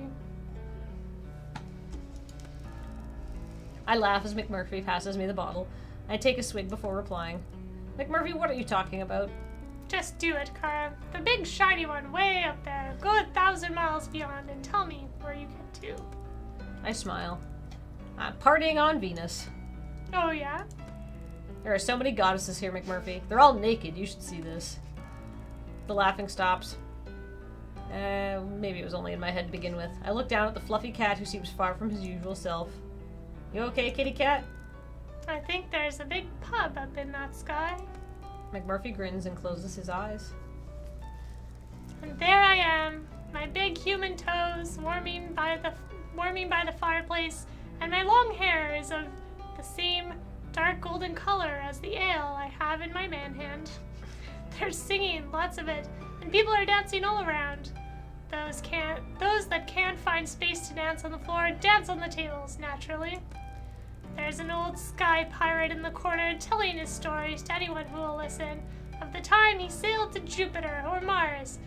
And you're there too, of course. You've sat right next to me. We've unlimited drinks because we're famous in these parts. We're practically royalty. Ale, stout, beer, whiskey too. They just keep coming. When it gets dark, the place is quiet. We sneak out back to the beer garden. There's a clear view of Earth from where we're sitting. We don't miss it. McMurphy spits. This is definitely not a Surge Cat. No. We talk about our adventures, about how we've sailed off this damn island, and how the ship became airborne. We talk of how we fought the big-breasted, bloodthirsty alien wenches of the Emerald Star, and how we've had to charm our way out of the space slug's lair. And I reckon we'd have a lot of fun. Of course, you wouldn't be able to keep your paws off me. You'd be begging for a kiss, and I'd be saying, "Now, Kara, I'm not a piece of meat you don't." And you'd be saying, "Oh, McMurphy, please, just one of your world-famous kisses. The fancy... the fancy French kind." What? Wow. And I'd be saying, "Please, Kara, control yourself." Oh, this is so funny. I start snickering again. What are you laughing at? You! How are you trying to say that you wouldn't be all over me if I was a human? Of course I wouldn't. Ouch. No, don't be mean. You'd be the one begging me for a kiss. Oh, saucy. What on earth gives you that idea? Wait, what's the stats menu? Oh, Oh. that was it? How do we make it go away? I click on it again. Ah! Top of the board. Uh-oh. Oh no! This is what happens when we fill the date! No! That's so offensive. I stopped laughing. I'm a little far there, I'm sorry. McMurphy lets out a wry smile. Well, maybe I would try to steal a little kiss. Who could blame me? You wouldn't get one. McMurphy's smile disappears. You know something, Kara? Huh? I think I should just come out and say it. Say what? You're all right. There's a pause. Pause. Not an uncomfortable pause, just a slightly confusing one. You're all right, too? McMurphy is gazing at the stars. I don't know what I'm doing. It's a strange feeling. I'm used to being able to step ahead of everybody. Well, 2 steps ahead of you. Hey, don't be rude, Murph. I laugh. McMurphy grins. I don't like this, constant, push-pull of, affection and negging. Yeah. I get that it's supposed to be playful and some people like that. I have friends that interact like this, but I would not want to interact with anybody in a romantic sense like that. No, it's a lot to keep up. It's too stressful. I mean, why wasn't you just like, "Oh, I didn't know you could swim, that scared me." Yeah, Rather than 2 days of her being upset. Yeah, I feel like I just want an honest. I'm only interested in a relationship where I know where I stand. I'm curious what the other cat was like. I didn't know. Yeah, I didn't know it was a coin flip choice. Yeah, Ben would have wanted the other cat. Without thinking, I look around. I'm so used to bagging and unbagging cats for my work that I take him literally, but his expression stops me from reacting. I've become attached to you in these last few weeks. You've captured my heart, and I don't want to be without you, Kara. Oh no! How are we supposed to date all the cats? What about chapter 2? I don't know. Should we just be honest and say no?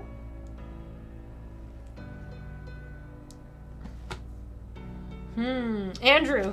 Hi, Andrew. Is it time for romance? I don't know what's going on. Joe and I are playing this incredibly weird game where there's magical springs and a shipwreck and cats that cursed us to go into a cat. Shut him the hell down. Break heart.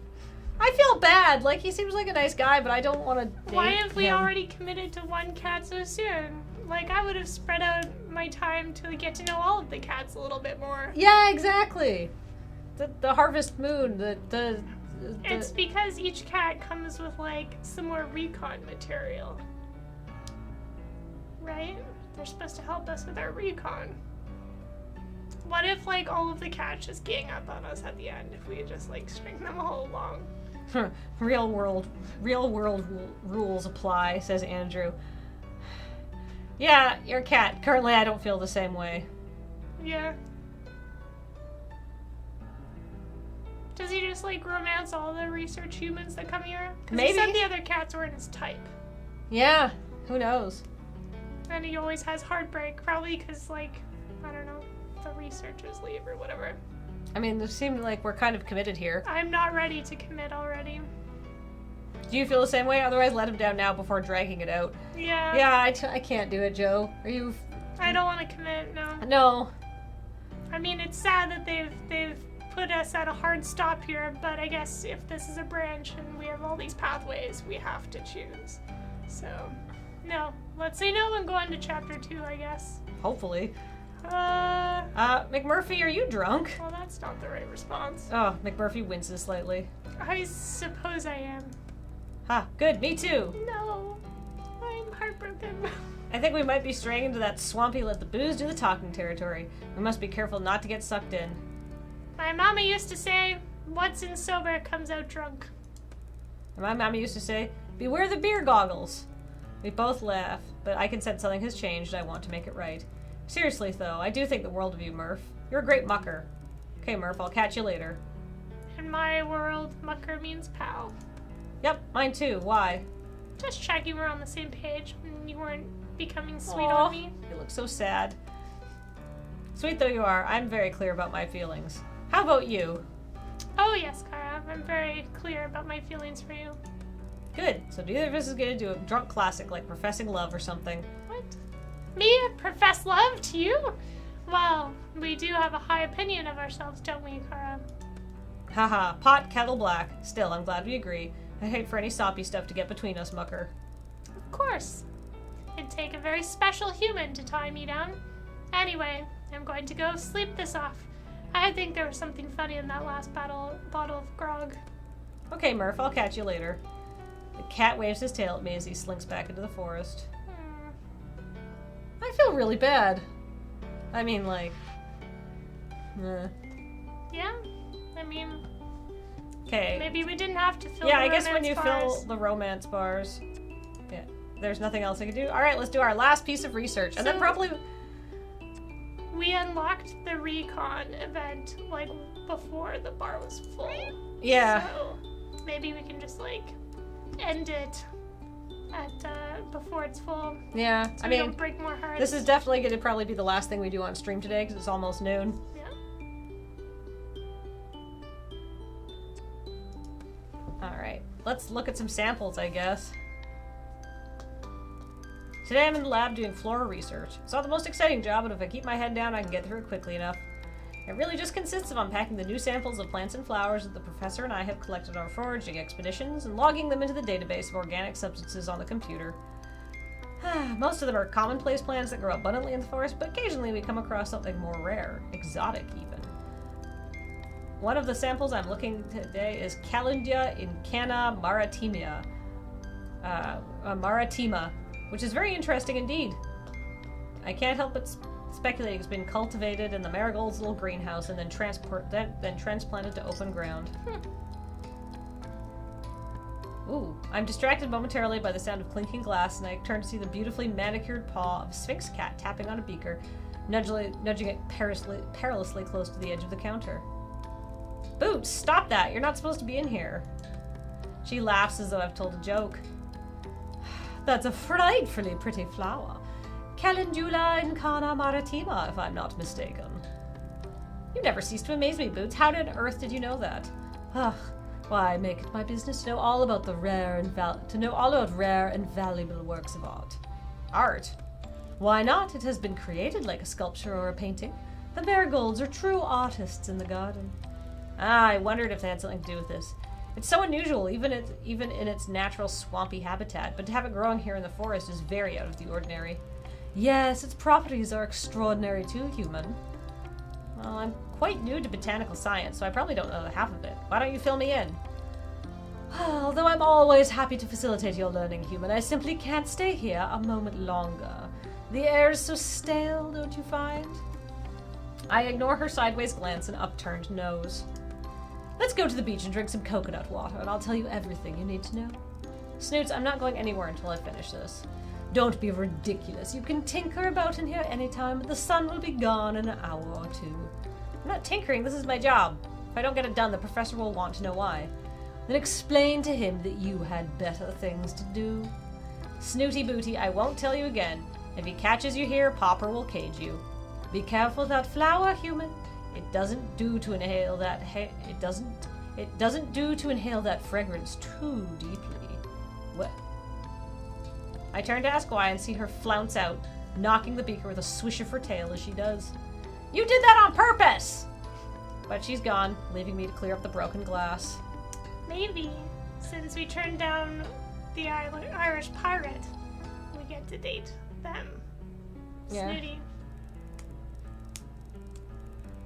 I've already loaded my bags onto the boat, and Joe, the ferryman's son, has told me rather rudely that if I'm not back in 15 minutes, they'll leave without me.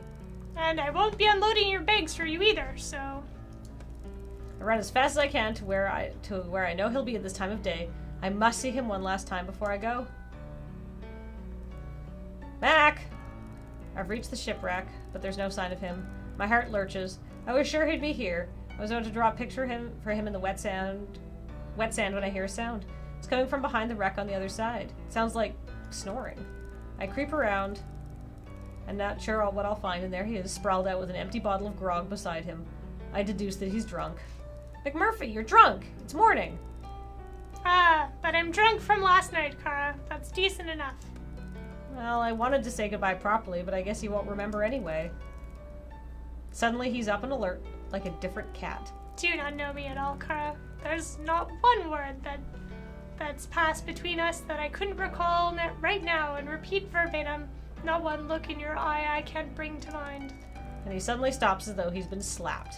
You're really going? I have to. You know that if I don't get to the mainland and find some expert help soon, there never will be an antidote. I don't know if you're a hero or a fool, but I know that this island will not be the same without you. You know I'll be back, don't you? It's important that we all believe that. We must all keep the faith. You're right. I'll just miss you. That's all. And I'll miss you too, Kara. Ha! No one's ever called me that before.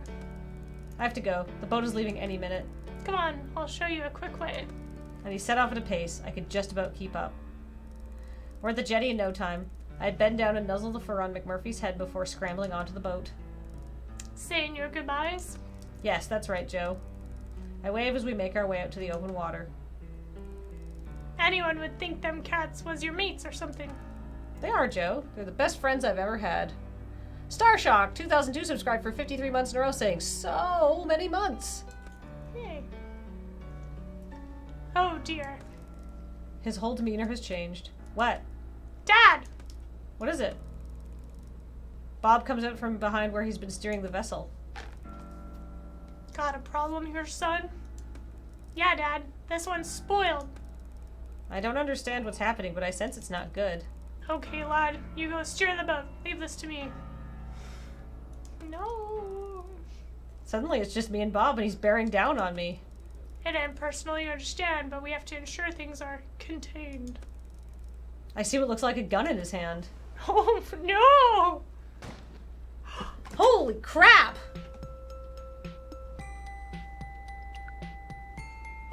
Chapter 1. We died. Oh, that was the dry drunk ending. What? Because we didn't go with him. What? Didn't go like as in we didn't choose him, so Yeah. we didn't get anyone, so we got the bad ending because we didn't romance him? I don't know. Oh, if we had just like been like, sure. No, I don't think so. So each chapter is you get to romance one of two cats, and if you don't fulfill your date successfully, then you get a bad ending and die. I don't know if that's necessarily true. Well, look at those hearts. It says successful dates. Current playthrough, cats romanced. 0. I wanted to romance them all. I thought we had more options. They know all about this curse. Oh! We have to start over? with a different. Now we're a different researcher. No wonder they go through so many. They just kill them all. Holy shit. I mean, yeah. No, 9.1% of the game has been seen. Huh. Alright.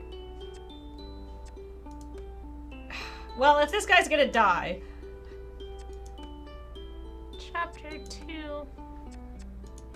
We're just murdering all of these good people. Alright. Jolene, no! Jolene 2.0. A new name. Oops. Kenneth. Alright, we're Kenneth now. I guess we should see if we want to keep playing next week. Yeah. Could you type exclamation point now kiss? I think that no matter who you choose, no matter how this goes, they all die. Seven? Yeah. Are we gonna keep playing? Now kiss. And then if you click on poll up there, we can see as people keep put in votes, we can see if we're gonna keep playing the game next week. Yay! We'll murder more good researchers. Blah blah blah.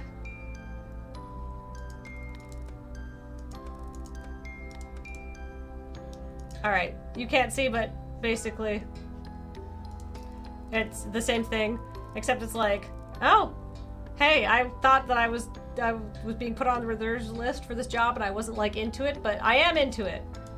And now this next person is like, alright, get on the boat. This is like the same beginning. Yeah. We're meeting island security again.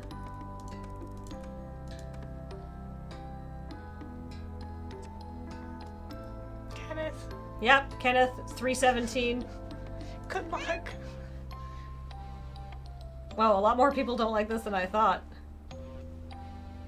I feel really weird about this game. I'm entirely undecided. Yeah, it looks like by not a huge margin we're playing against next week, but a lot of people are like, meh, I don't know about this. I'm intrigued. Mm-hmm. I didn't expect I would die in a cat dating sim. No. Alright. Well, blah blah blah. Blah blah blah. Blah blah blah. Meet the professor. So yeah, that's it. We'll Joe and I are gonna be back next Friday morning, Yeah. and maybe we'll get another research assistant killed. Well, maybe there'll be a better cat that will actually decide to romance, and maybe we won't die. Yeah. Is Kenneth gonna be more successful than Jolene? Maybe we just go through all the researchers until we make our decision. Yeah, no kidding. The death actually makes it more interesting. Yeah, I'm more invested now. All right, we'll see you guys next week. Bye, everybody. And you can go. You can just go to going offline.